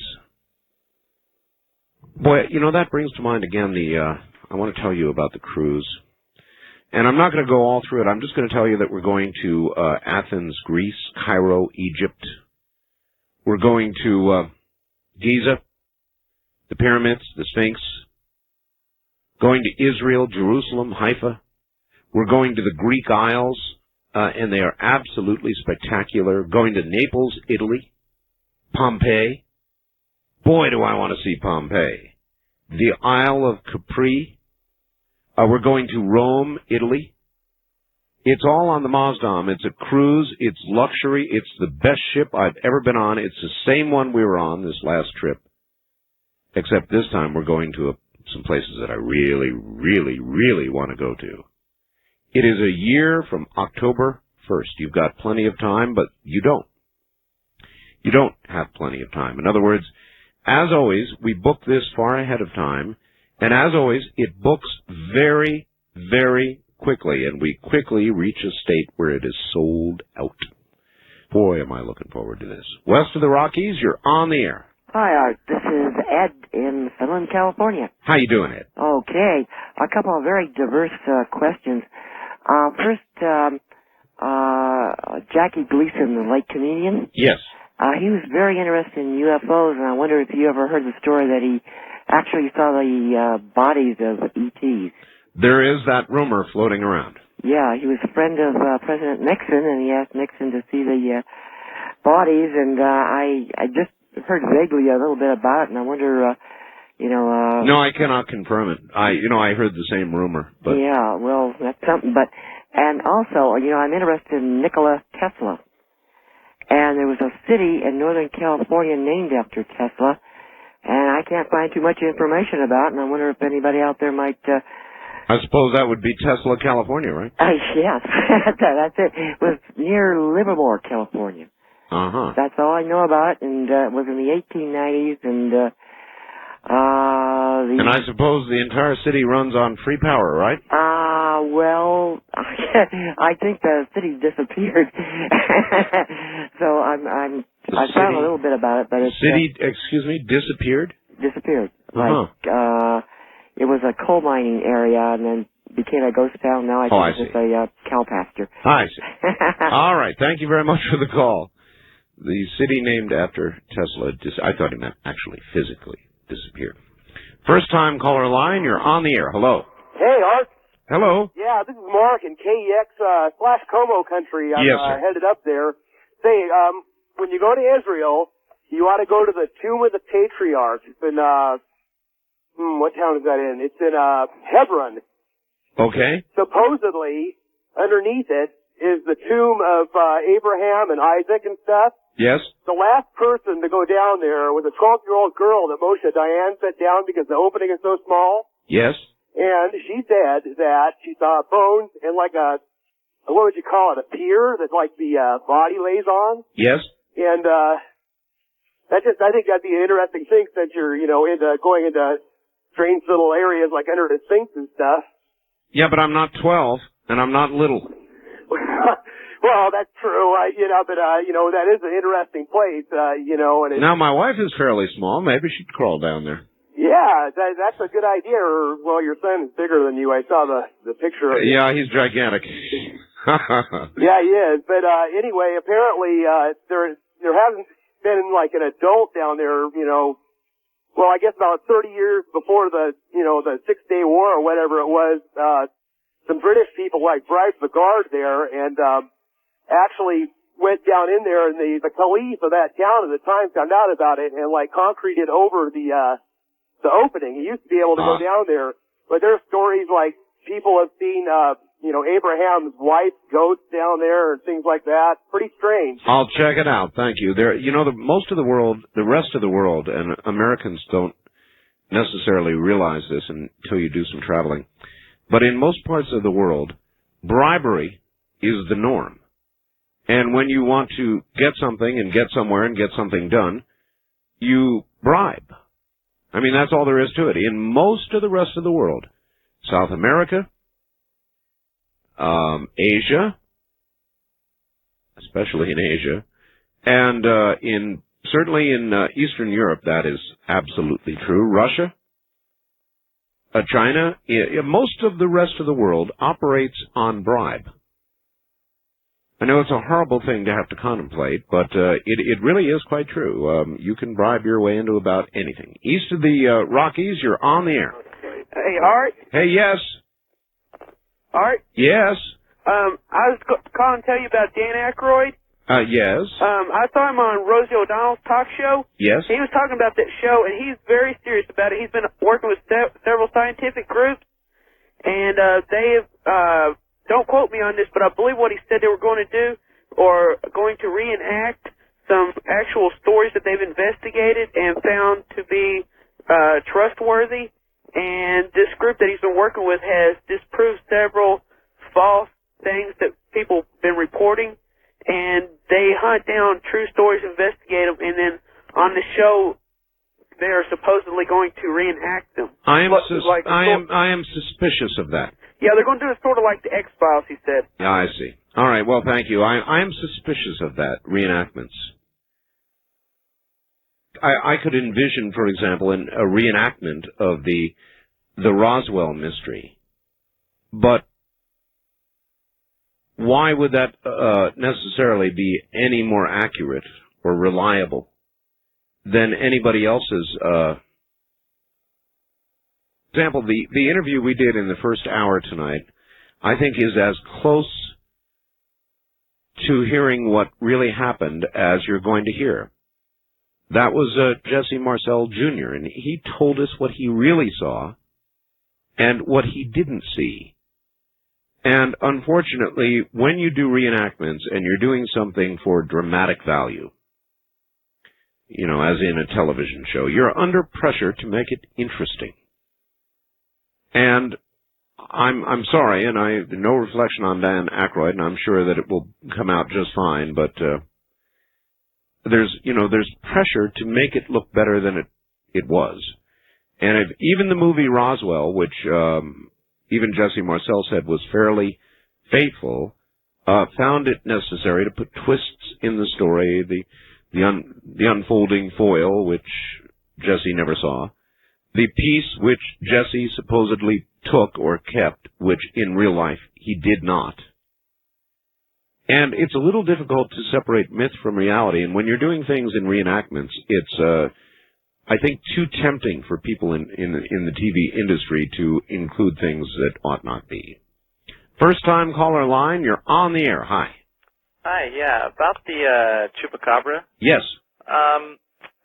Did you hear anything about a study that was done by some scientists in Central America where they looked at some of the victims of the so-called chupacabra, and they found that like the bite marks and the nature of the attacks matched like the attacks typical of wild dogs and things like that, and kind of of course I've heard that.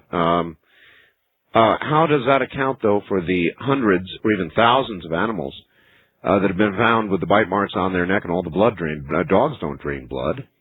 Well, I mean, blood's a really good source of protein. I mean, yes, but certainly a dog will... But you're missing the point, sir. With just 2 bite marks on the neck, there is no dog I know of that can drain all the blood from an animal. Well, I mean, I think you get a lot of hysteria, like, when, someone talks about a goat sucker, and then suddenly every attack is associated with the chupacabra. And, oh, sure. It's like UFOs. Not everything people see in the sky is an alien spaceship. Yeah, I mean, Jackie Gleason, seeing extraterrestrials, what's up with that? I mean, I just think it's funny how people are so quick to sort of jump to all these conclusions, like this new species of a goat sucker. I mean, like a new animal is going to suddenly appear or something. Why not? Well, I mean, I just think it's really incredulous. Let's think about this a little bit. There's a lot of incredulous stuff, sir, that goes on, but is nevertheless true, like the coral castle that we've been hearing about this morning. Now, didn't he use a block and tackle or something, though? I mean... There was some sort of block and tackle there, not capable of moving blocks that size. Yeah. So maybe you'd like to answer for us how it was done. I can't answer it, but right. I mean, I'm sure there's an explanation. I'm just not really quick to believe, all this sort of. Well, I don't know. I don't listen to this. Do you believe that animals become, as species become extinct? Yeah, certainly. You do believe that? Yeah. Is it unreasonable to believe that new species appear? No.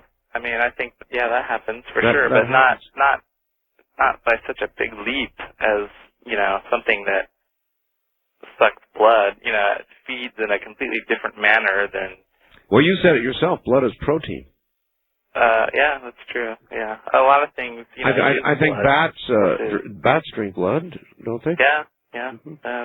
So it is not unreasonable to believe that there would be a creature that would sustain itself with the protein in blood. Well, yeah, that's true, and a lot do. But why would it suddenly appear now? I mean, well, I don't know. I mean, why are species becoming extinct now? Well, because man is taking away his habitat, or animals' habitat.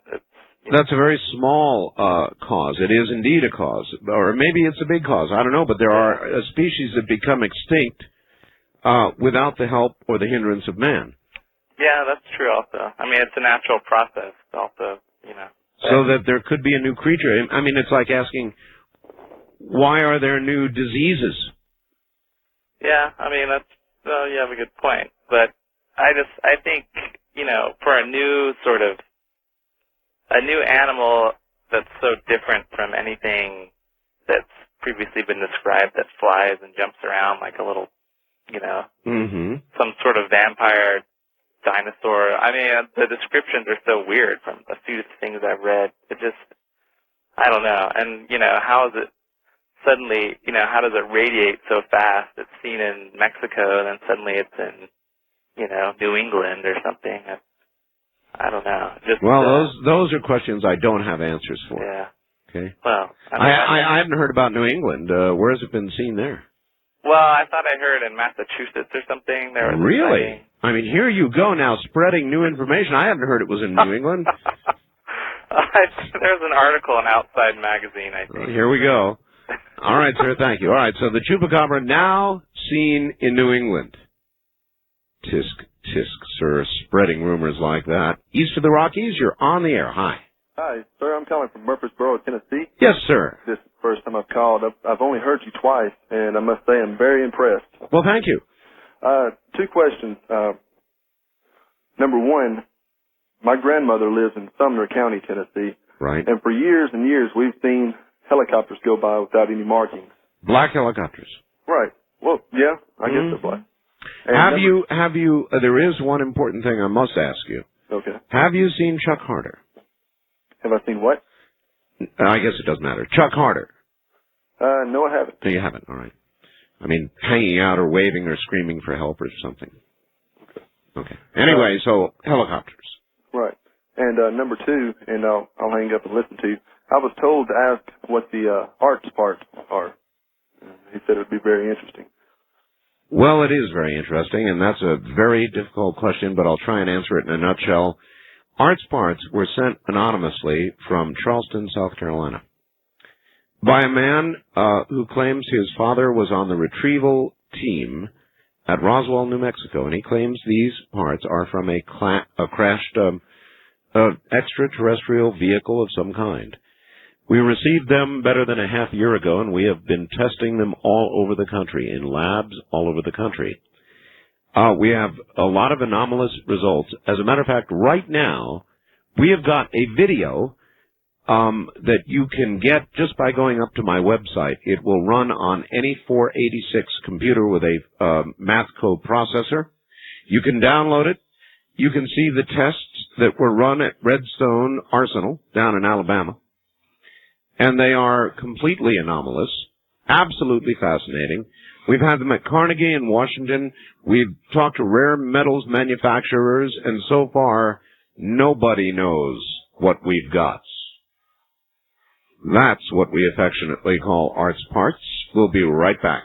Open lines this evening. Tomorrow night, Zachariah Sitchin, followed by Graham Hancock and Robert Bivall, and maybe more. And I don't want to give anything away right now. I just want to tell you that there is a gargantuan struggle going on regarding what's going to occur at Giza in December. And it's like I want to tell you more, but I know better. It would be a disservice right now to a number of individuals were I to open my mouth. And I'm dying to say what I want to say, but I guess 24 hours, we can wait 24 hours. Well, I hope you're going to come along on this next cruise. You know how cool cruises are? Instead of, going to this many places, you would normally have to get on an airplane and pack and unpack and pack and unpack and go into hotels, and it's horrible. Horrible.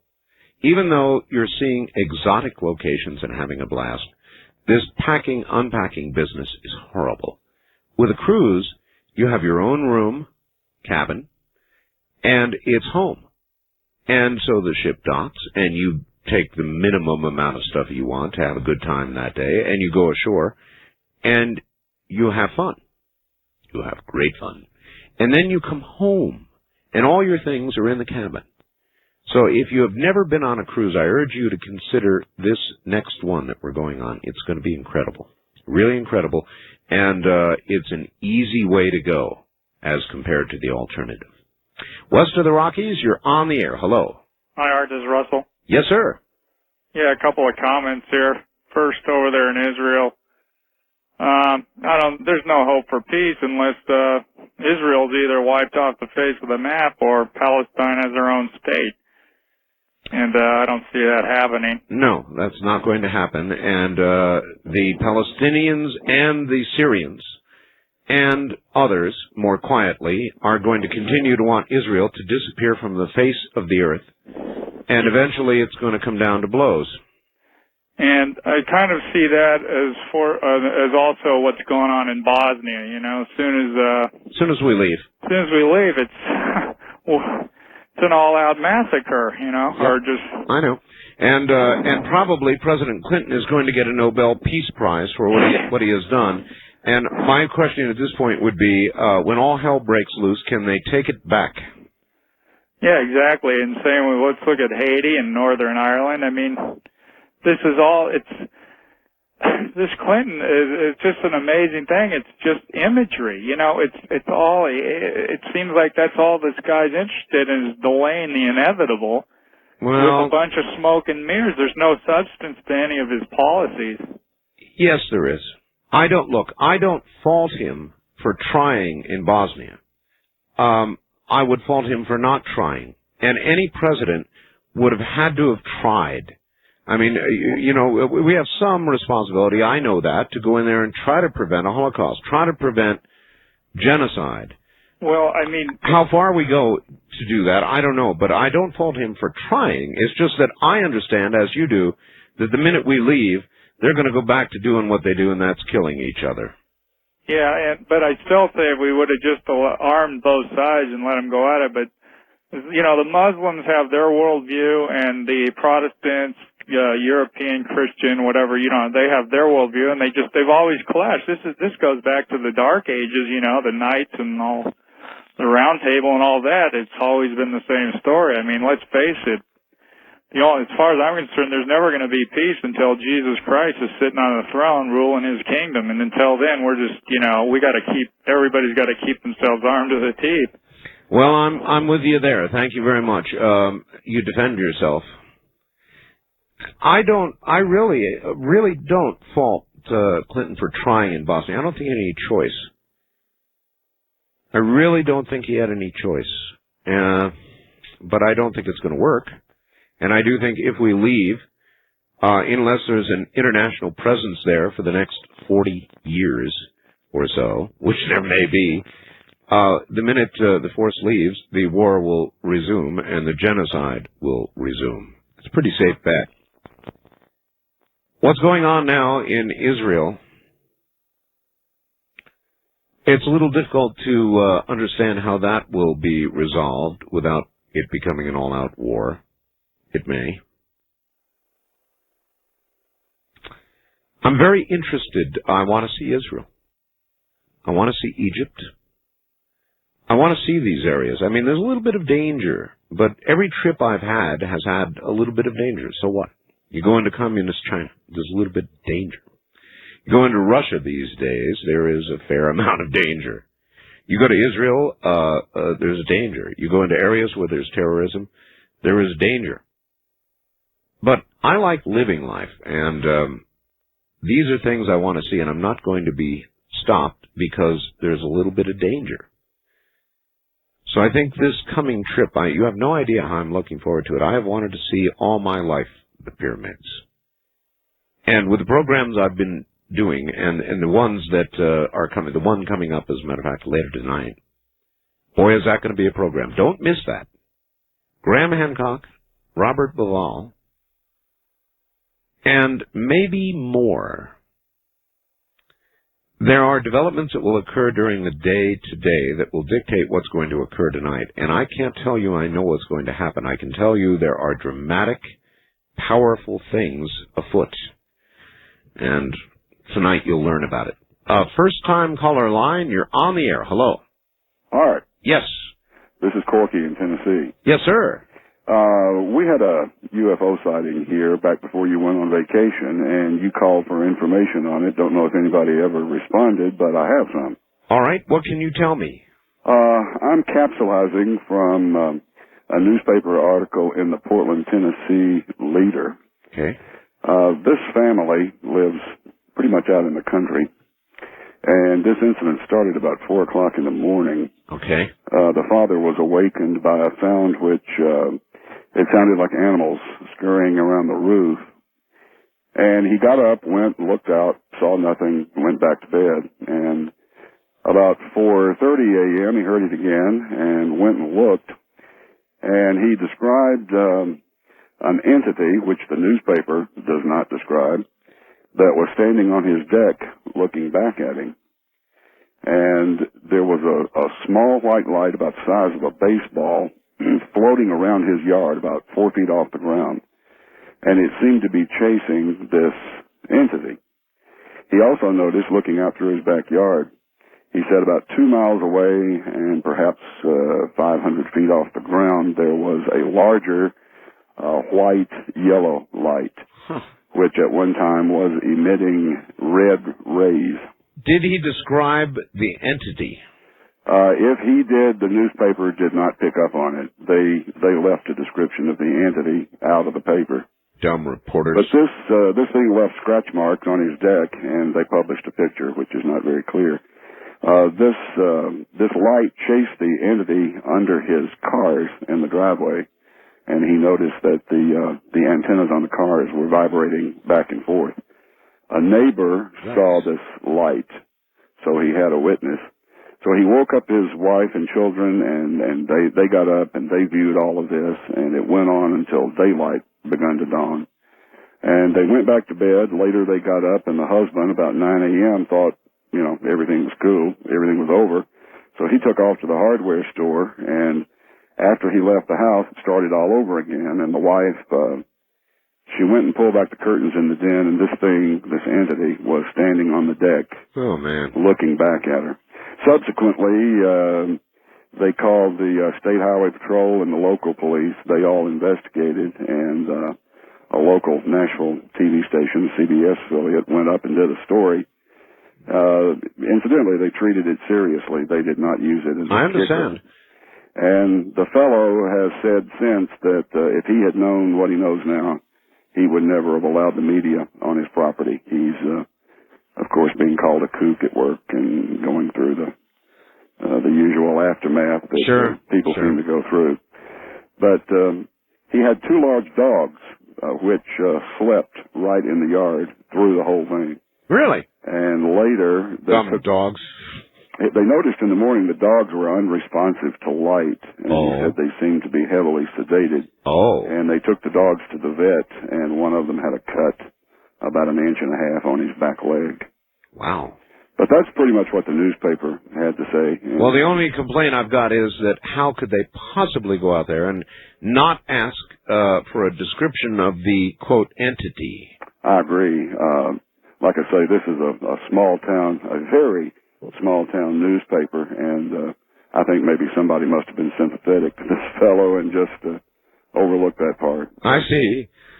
Well, I really appreciate that. Yes, I remember the report, and I was having a hard time getting any information on it that night, but that is fascinating. And well, a MUFON representative has been there. He was there the next day. If anybody out there, not named, if anybody out there has got a copy of the original newspaper article, I'd love to have it. I'll send it to you. This fell into my hands. My sister rounded it up for me. She lives very near where this happened, and she picked up an old copy of the newspaper. I suppose by now the poor fellow is probably not pleased with the press and probably wouldn't want to talk to me, huh? He is not named in this article. You might have to call the newspaper to track that down. But if anybody can help out there, it sure would make a cool interview. Well, I'll copy this and send it to you, and I'll make a couple of phone calls and alert the paper that you might call them. All right, my friend. Thank you. Okay. Thank you so much. And I would love to interview that man. That sounds like he's really been put through it. Perhaps he would like an opportunity to tell his story without scorn, and I would certainly provide that. Something definitely happened there. East of the Rockies, you're on the air. Hi. Hi. Art, good morning. Good morning to you. Couple of things. Number one, the fellow that killed the little girl, I think he should they shouldn't put him to death right away. I think they should make him suffer for a while. Well, if waiting 10 years constitutes suffering, that's about the period of time it'll take for the appeals process. You're probably right. You're probably right. The other thing is, I have a big dish, and I was doing some surfing yesterday, and you know how they'll show shows early on network feeds, and wild feeds they're called. Right, and there was a show that I watched yesterday afternoon that was kind of interesting, and I wish I could remember the fellow's name that they were doing the show on English fellows that is studying, you know, like the underground, caverns and stuff, or the tunnels and stuff underneath the pyramids. Yes. And different things like that. Of course, he goes to South America. Was not Graham Hancock, was it? No, it was another. Okay. Another name I hadn't heard of before. But the fellow that's doing the show, do you know the name of the guy that is? Because I don't know. I'm a blind person, so I couldn't read the credits. Do you know the fellow that is the guy that plays Al on Home Improvement? Do you know who I'm talking about? I don't watch it, but I know who you're talking about. Okay, this guy sounded like him. You know, so that's why I'm thinking it was him. It was he that was the moderator of the show. I see. And it sounds like it's something that's going to be coming up on ABC. I'll look for it. Very, very interesting. I just caught the last, like half hour of it, but Sure. It was very interesting. All right, I thought, this is down your alley. I'll keep my eye open. All right. Thank you. Thank you. Good morning. And good morning to you, sir. Thank you for the tip. There are so many things these days, so much television, so many channels, so little time. West of the Rockies, you're on the air. Good morning, Art. Tim in Denver, Hi. Country. Hi, Tim. We've been getting snow most of the night. Really? Yeah, about 4 inches out there. It's not sticking to the streets, but the grass looks pretty packed down. So, anyway, I've got a quick question. Maybe it'll improve Elway's game. Was that a slam? Possibly, yeah. You're evil. You're terrible. A quick question. If a major event was to occur of very newsworthy proportions, would you rather it be shortly before you went on the air, when you were on the air, or after you've gotten off the air and had most of the day to listen to it and form opinions about the event? Okay, the answer is it depends on the event. It would depend on there are some times when events occur when I'm on the air that it's very exciting. The audience participates. I immediately get into it because we do live talk radio overnight, and we have reports here probably better than about anywhere else because we have all these people gathering information. Other kinds of things are horrible because you don't have information about them. You can't get information about them. And the minute it occurs, everybody runs away to television to try and figure out what's going on. And, of course, they're sitting there repeating usually senseless information over and over and over again because they don't know what's going on. Right. And so it depends on the event. Many times I would prefer an event to occur and for me to be able to digest and form my own opinion so we can come and talk about it intelligently on the air. So I don't know. That's no kind of answer, but... Well, yeah, it is. Yeah, that makes a lot of sense. Quick story I'd like to relate to you.